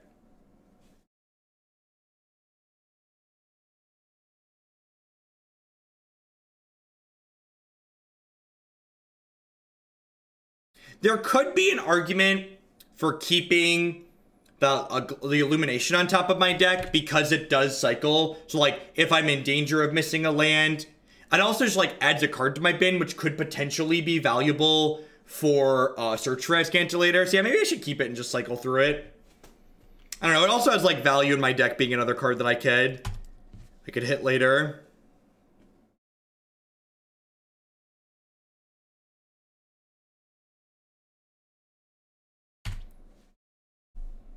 Land. That's like almost a land, right? He untaps lands. Hey Trey, hope you're having a good one. Welcome to a live one. Thanks for dropping in.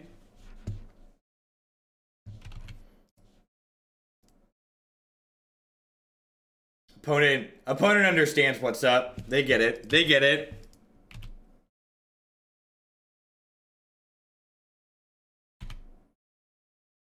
There aren't Magic players. The best thing you can do for yourself as a Magic player is to break yourself of the habit of looking for, I always do this or I don't always do this. Nimble Obstructionist doesn't have you always do this. The answer is it depends on your hand, it depends on your opponent's cards, it depends on the matchups you're playing. It depends on a number of factors.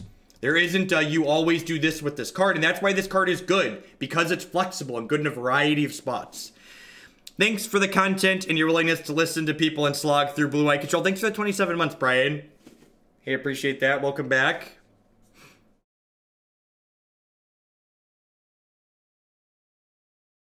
Teferi should have basic land cycling. Agree. Card would be playable if it could cycle for basic lands. Bye, friend.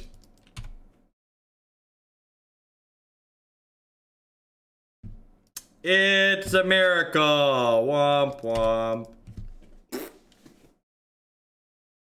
Womp womp womp. Shannon has been funding the Blue Eye Control Leagues. The cutting them to the forefront. The Jeskai and Bant that we have coming up after this was not Shannon.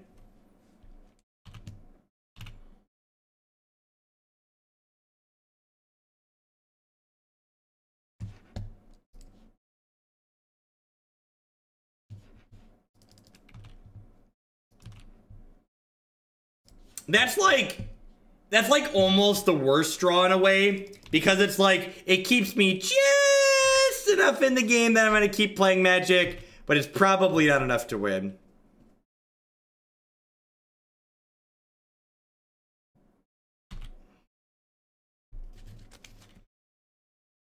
The Bant Control deck is a Super Friends-esque deck that's been on my website and we played a bunch of leagues with in the past. We've got a couple of 4-1s with it, and a couple of 3-2s, probably a couple of 2-3s. We played it a bunch. It's similar to this deck with some extra green cards splashed in. Plays a 4 Terminus and Opt package.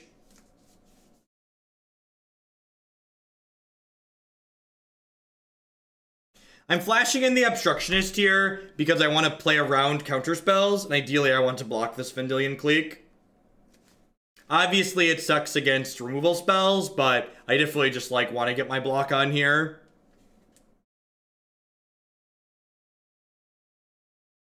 They only attack with Snap, I'm going to trade. Who's ahead in Steam Vents versus Hallowed Fountain? I think on average blue-white is, but I definitely don't have enough practice to know for sure. I usually win this matchup when I play it from this side, but this is also the style of matchup where it probably has a lot of play to it, so who's ever playing better is probably winning.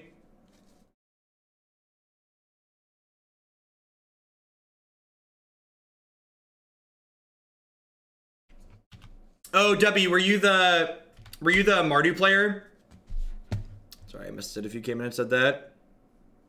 Oh, you didn't know you were going to hit the third land? Yeah, I think the Blood Moon could have stolen that second game. That was my only real comment on the lines that you took, was that Blood Moon. If you would have leaned into the Blood Moon, you would have stolen the second game, I think.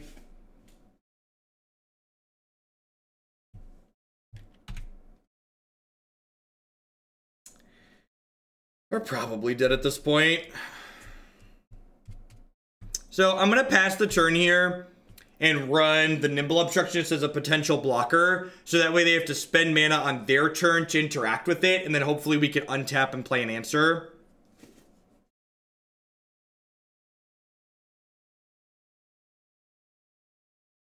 No, Stalin, like a hit and run.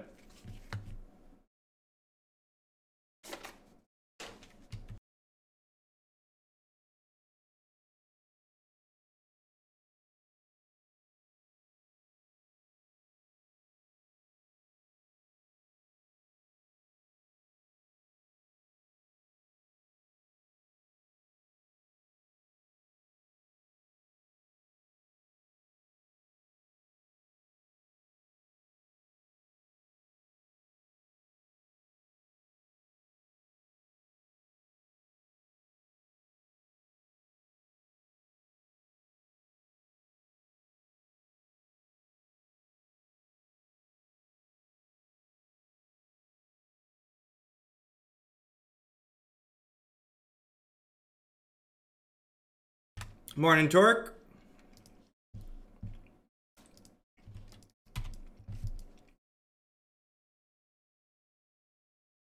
Yeah. Yeah, I only scheduled 3 decks today because I know how long these leagues take on average.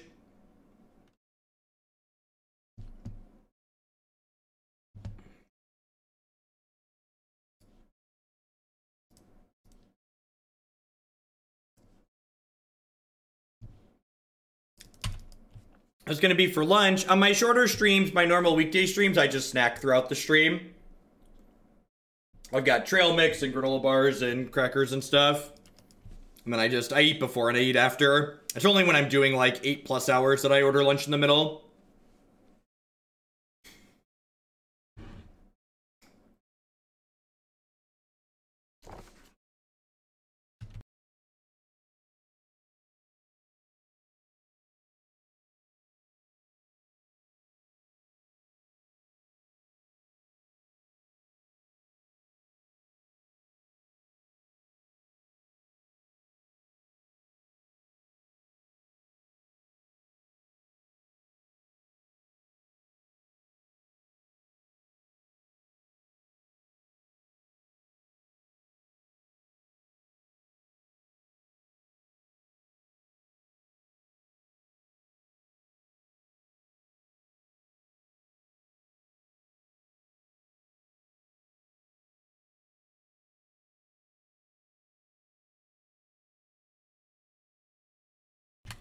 Yeah, we're pretty dead here.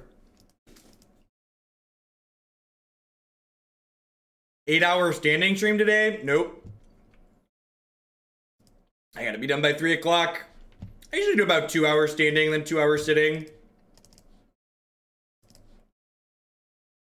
Terminus is pretty bad here. Settle's pretty bad here. It's pretty clean. I want my D-Sphere for sure, too. This could be an okay timely matchup as well. I think this looks fine. What do we think of this?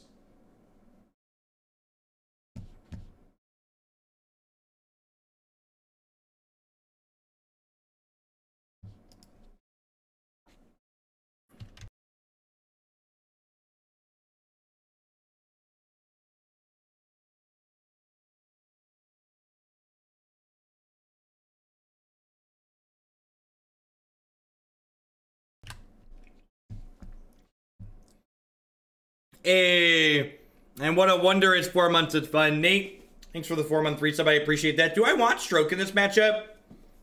My opponent didn't show us Logic Knot.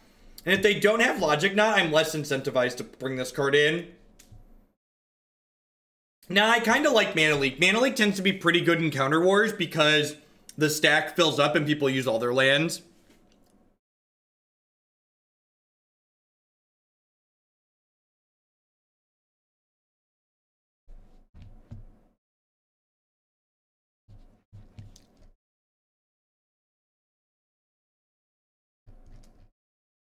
Is the submit deck title spelled wrong? I don't think so. Oh, yeah, it is. Thank you.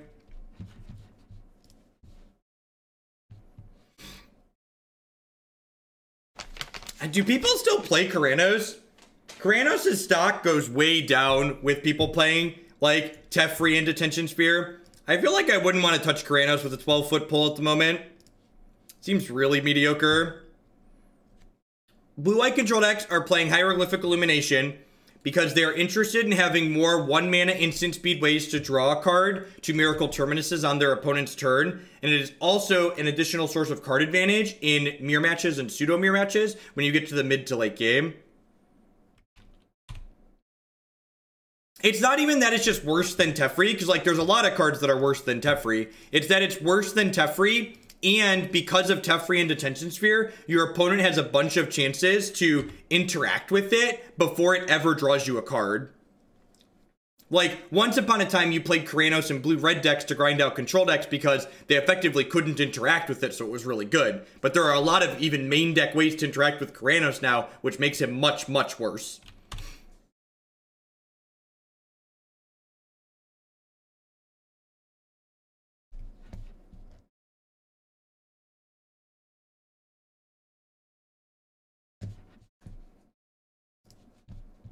Looking for a land. Nope. Thank you. Don't mind. Don't mind if it does. I might want more than 2 Path Exiles in my deck post board if they're on Thing in the Ice. We didn't know for sure that they were playing Thing in the Ice. I might want slightly less counter spells, slightly more.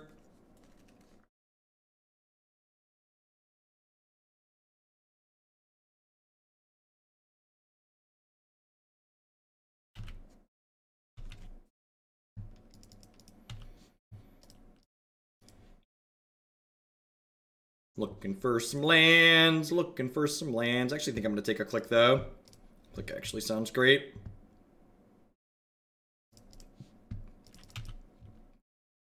If you want a sweet deck that tends to be good against blue-white control, Amulet Titan's actually a pretty good deck. Pretty good choice.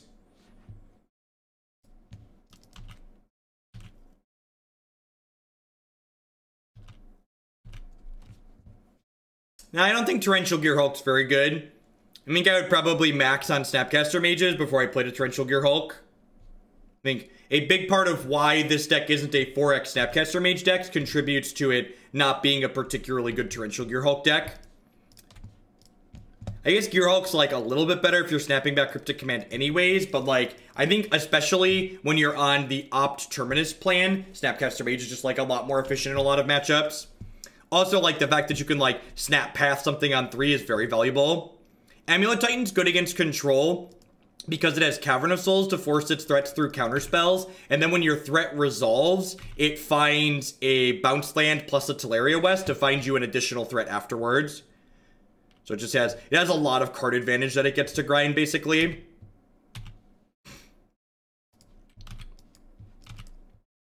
It's a very, very grindy deck. If you want to see some of Amulet Titan in action, there's a ton of videos of it on my website. It's a deck we've played a number of times. It's a lot of fun. You know, I should probably practice that deck. It's a deck I could probably play at a tournament.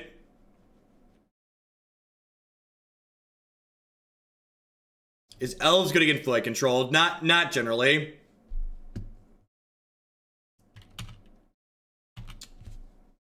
Decks that are sad when they see a Terminus are not good against Blue-Eye Control.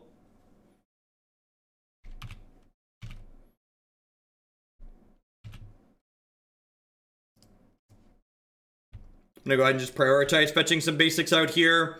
While Blood Moon doesn't lock Blue-White Control out of the game, I think it's correct to leave Blood Moon in against Blue-White Control, because making their Search for Azcantas worse and making their other things worse, their Colonnades worse, is a big deal. So even though you're not completely winning the game with Blood Moon on the spot, I think it's still worth having in here. Gosh, so I cracked that fetch land so I could flip Search this turn. I kind of want this Logic Knot, though. Nah, I'm going to bin this. Flipping Search is just too important, I think. Drawing Timely feels pretty bad, but I think getting Search flipped this turn is pretty valuable. Because, like, getting Search flipped this turn means I get to draw a card with it.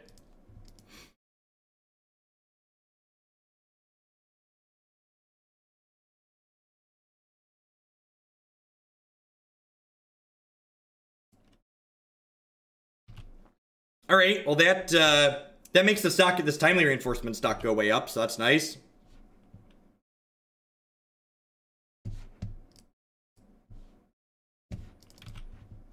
Get some clean value off of that. Will likely be Field of Ruining this Steam Vent and then activating Azcanta here. I can just prioritizing, fetching up some basics.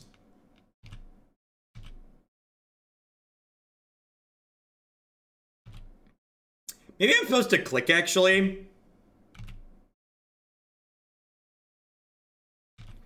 Yeah, actually, I'm gonna click here instead of cracking the field this turn. I'm gonna click plus Azcanta because I'd like to try and make sure this Timely resolves. Oh, I guess this means I don't get tokens. Oh, this is pretty bad.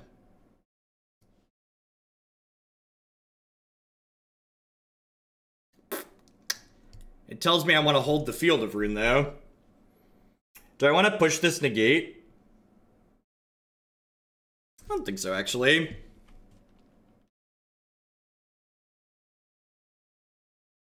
Yeah, I'm gonna push the Negate. They basically get to use it twice.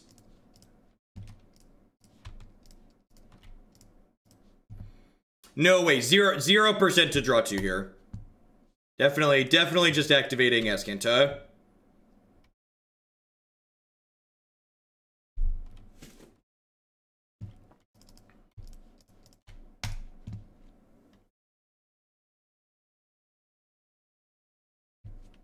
Huh.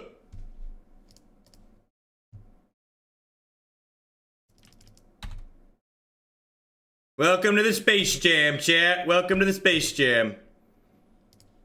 Ship it.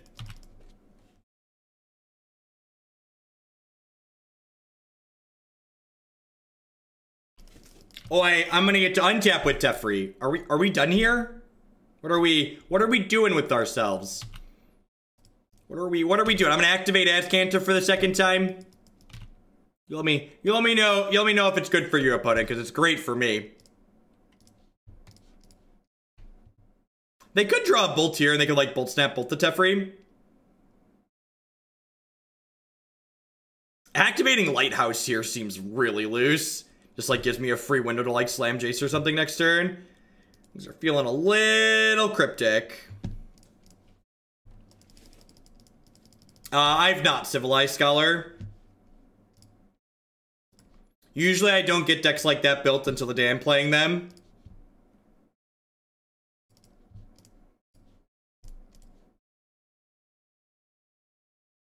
Is the cocaine of modern, right?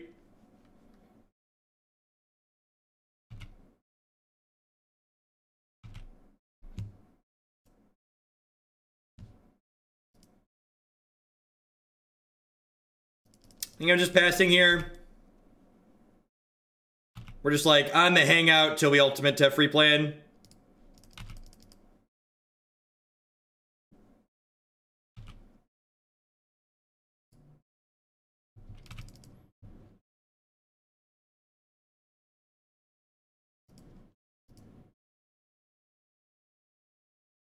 Sure. Yeah, I think I'm gonna bring a third path in. I'm gonna let this Serum Visions resolve because the path will shuffle their top cards if they keep any.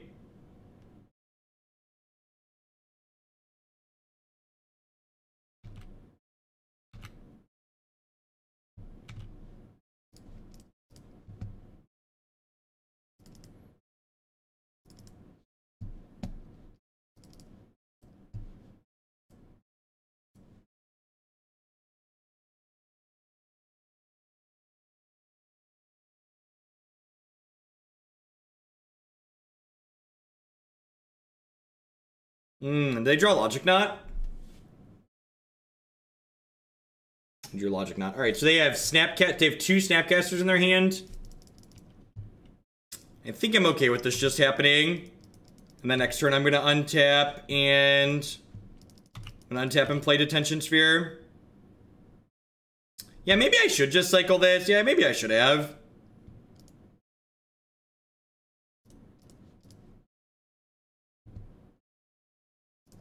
Negate will be good for later.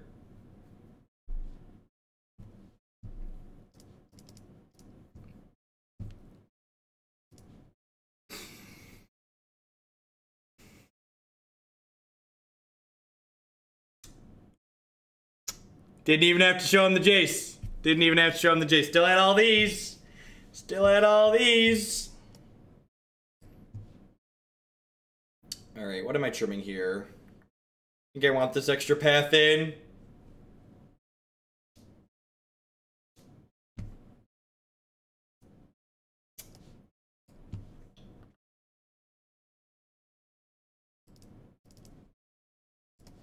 Do I want to cut these?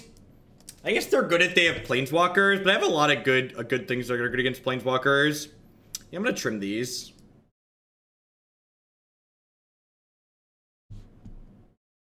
It's like edging. Oh, control decks. Oh, baby. Oh, baby, look at how little this hand does and how terribly into it I am.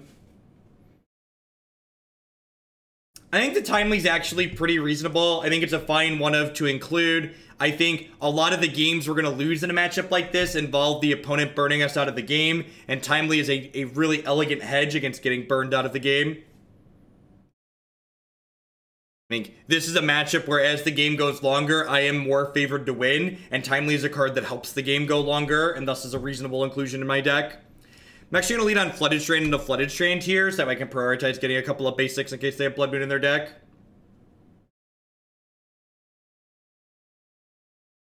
I don't know that it's as simple as Steam Vents decks in general. Like, I don't know that I'd bring it against, like, just Sky Control necessarily, but against, like, my aggressive, like, just blue-red opponent, I think it's very reasonable. Even like 3-mana Gain 6 is a card, like, I'm interested in casting sometimes in this matchup. Yeah, sometimes it's, like, literally Time Walk, I agree with that. I'm gonna keep this Search for Azcanta, even though it's pretty likely that it doesn't resolve. God bless, there's another one.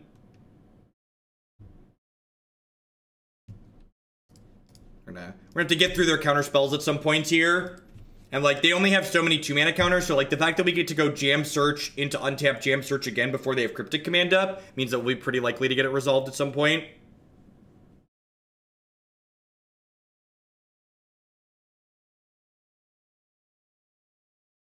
Blood Moon me, baby. Punish me! Shock in 3rd land when you know I'm just casting Search again here. It's an interesting line. What do we got? I guess we got a 3-mana counter. Alright, we're gonna looking for basic lands here at this point, I think. Basic lands and like Path to Exile, so like this must be a Vendilion Clique. Had another day off from work for feeling lightheaded. The gnash in my head is starting to heal. Put these biddies towards 4-color guys. Will do, Cookie Lord. I appreciate that. Thank you for the support.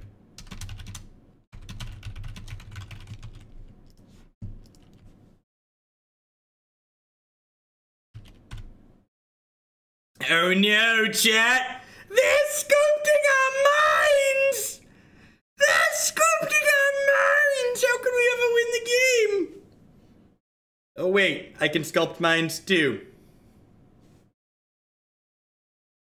My Jace is heading for Azcanta, opponent. I don't know about your Jace, but my Jace is looking for Azcanta. Yep, yeah, we hit the SCG Confund. So always plus first against a Lightning Bolt deck.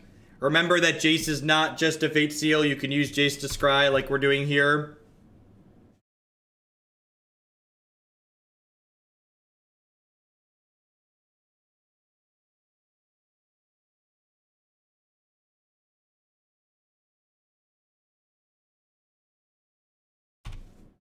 I think Mission Briefing is worse than Snapcaster Mage in this deck. Everybody that keeps talking about Mission Briefing keeps focusing on, like, it's good with Opt and Terminus, but you're forgetting about all the times that Snapcaster Mage is, like, Snap Path to Exile on turn 3. Like, that's just very, very strong. We have a Bolt Snap Bolt here. Looks like Bolt Snap Bolt. Alright, we can have a game here.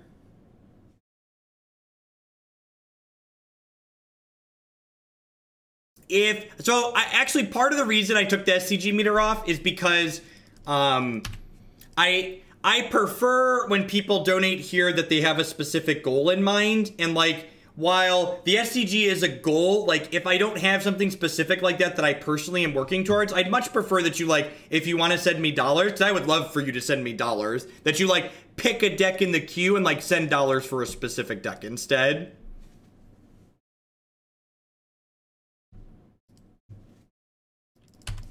Snap not only attacks for lethal a lot, but it just, like, it does a lot of blocking.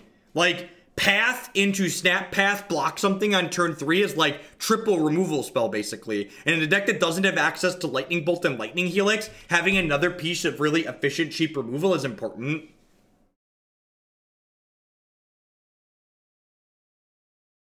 It's not about getting the path back. It's about getting the path plus an additional card that's impacting the board. Modern is a format that is about tempo and impacting the board as often as possible.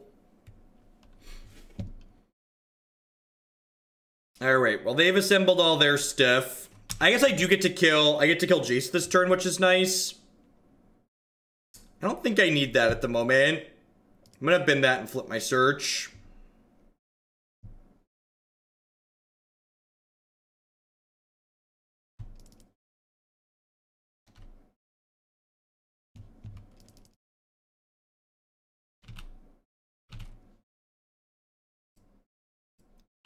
Yeah, you want to talk about cute and grindy? Let's get the Gifts Ungiven piles with Snapcaster and Mission Briefing in it. That sounds like a great use of Mission Briefing. That sounds like a fantabulous usage of Mission Briefing. Gamer, thank you for the 3-month resubscription. I think Discaranos buries us. How? I have a gain 6 in my hand. I have this gain 6, and I've got 2 Detention Spheres and Teferis in my deck. So, like, let's take the Karanos off the table sometime soon here and be on our way. Just need one of our 4 answers while we have Azcanta going and have like tons of card selection. Like, again, they might kill us by getting under us and burning us out.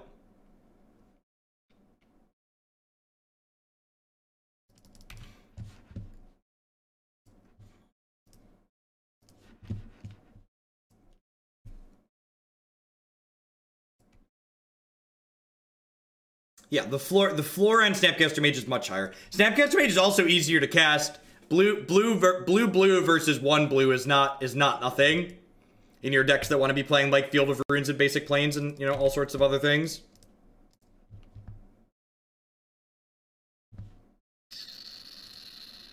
I don't think that's good enough at this point in time. I think this Timely might be a counterspell.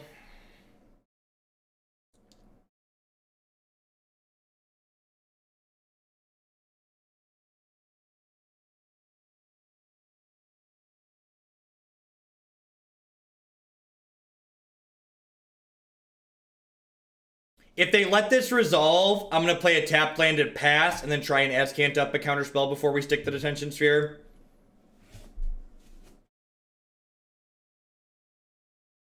So if they don't tap any lands in response to this, I'm just going to like play a land and pass here. I might play Field of Ruin actually, so that way I can activate Azcanta and then cast Up still. No, I think I'm just going to activate Search if they let it resolve Bread.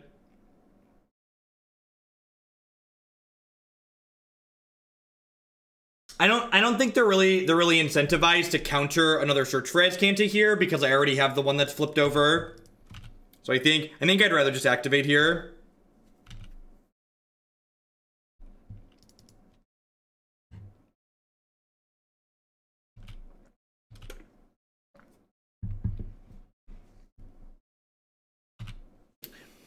Yep. I put in Field over the tapped land because if they played Blood Moon, I'm probably still, yeah, probably should just put the well, I could search or I could Azcanta into Opt, which is appealing. Now they have a Logic Knot. So again, the person that was commenting on Timely Reinforcements being bad in this matchup here, I hope that this game's really kind of shown you like why this card is very good. Like if that card was anything else, we'd just be absurdly dead here.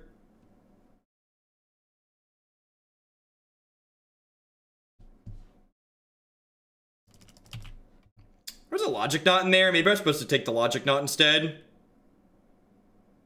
Yeah, I probably was supposed to take the Logic Knot instead there, huh? The Teferi was greedy. And then I drew another Logic Knot to punish me extra. Because I could have gone D-Sphere not here. Because like my Azcanta's enough to grind this game out. Yeah, Teferi was not the play.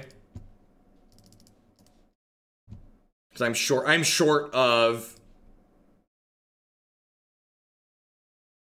Kinda. So the problem here, Pikes, is if I took the other Logic Knot, I could have beaten 2 counterspells here, whereas this turn, I can't force through 2 counterspells. So, like, if I play this Detention Sphere, I lose it to another counterspell is the issue.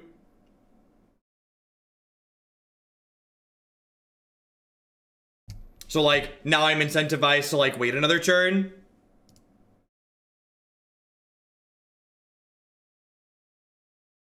I think I have to wait another turn. The problem is that I'm like dead to a lightning bolt. I think I'm supposed to wait a turn. Yeah, I definitely should have taken the Logic Knot off of that Azcanta activation.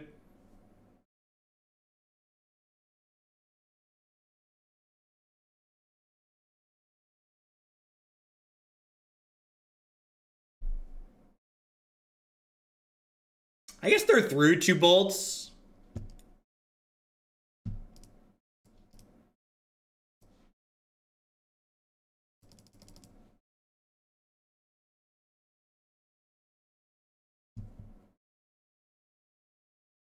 Stop it.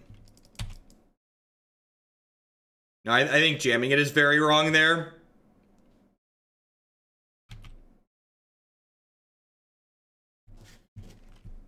Gosh, that turn would have gone so amazingly for us if we would have taken that other Logic Knot. We would have played Sphere, Logic Knotted their Knot, and then Logic Knotted their Cryptic Command, and then, like, Keranos would be off the table here. And then we'd have, like, this Colonnade to check this Jace the Mind Sculptor just fine. And instead I'm just, like, infinitely behind. Like, dead to Lightning Bolt.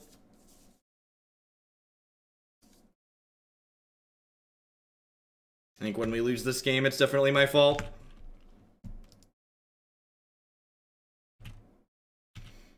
I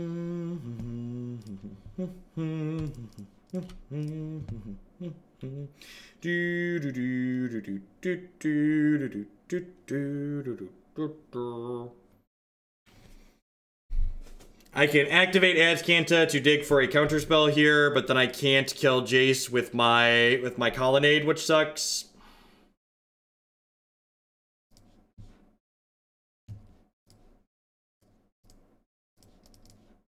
Keranos is almost a creature.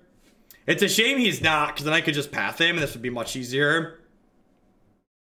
Alright, so now we're dead to... we're not technically dead to Cryptic Command, because I can path one of these snaps. But Definitely in a very bad spot because of my decisions. That's fine. We got 10 more matches with blue-white decks to make up for the mistakes I committed in this league.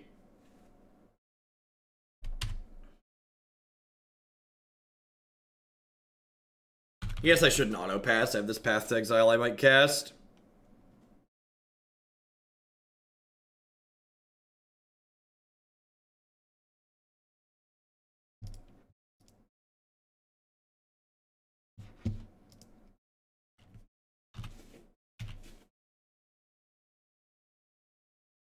Am I not dead somehow? I wonder if they trimmed bolts in this matchup. I could see this being a matchup where they trim Lightning Bolt. And they've already played 2 of them.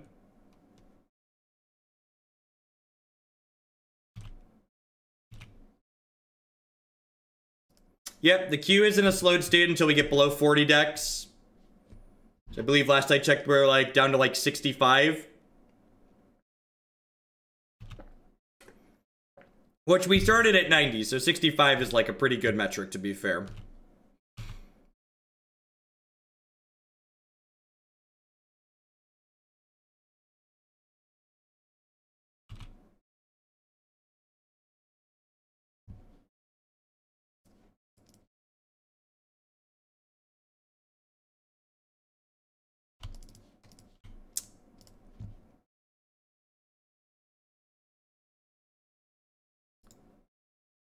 Well played, opponent.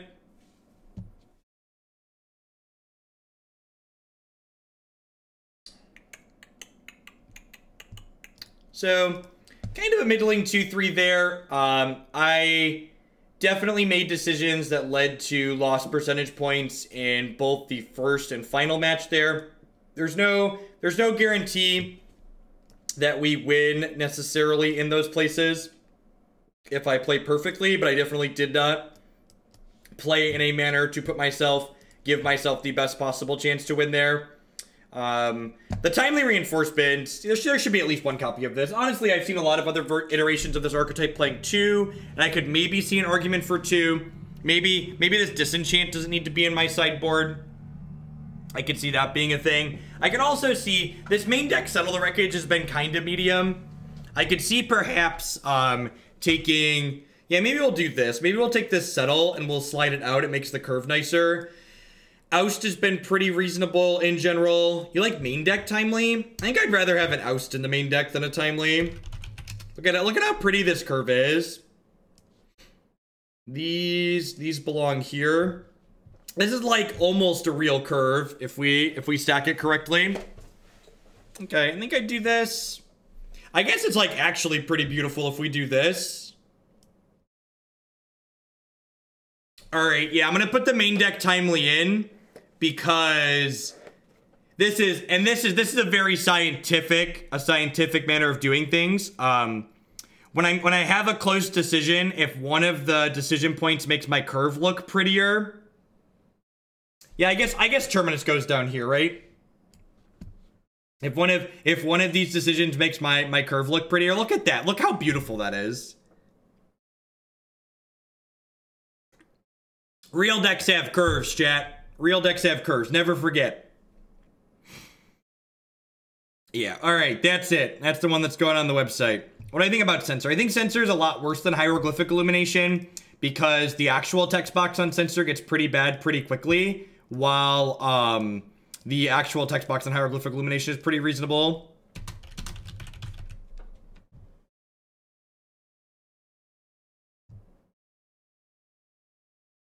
There we go. All right. And again, if you love blue-white control, don't go anywhere. We're going to play some Bant next. If you want to watch more straight blue-white control, you can find it on my website, along with the YouTube playlist that, I don't know, is probably approaching 10 leagues at this point. What about Dragon Lord Ojutai? Oh, Ojutai.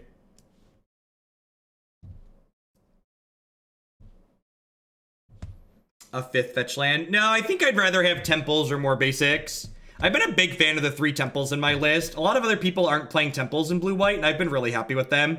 They give you a little bit wider range of keepable hands. Like, one temple as your only land, like, plus a cantrip is, like, pretty keepable in your 25 land deck.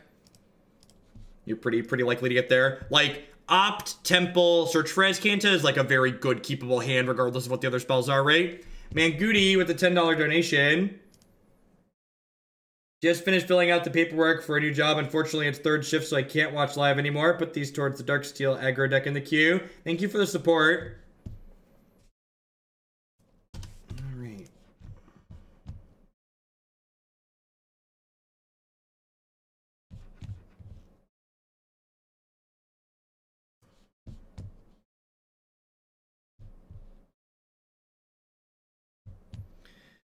For paper matches, what's the best way to ensure your Terminus are cast for miracle cost and no confusion? As soon as you draw the card, you flip it over. If it touches your hand, you're not miracling it anymore.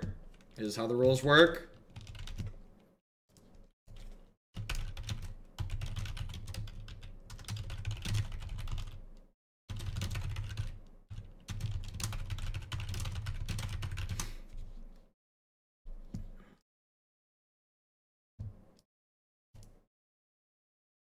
Peace, Sonaru. Get some sleep.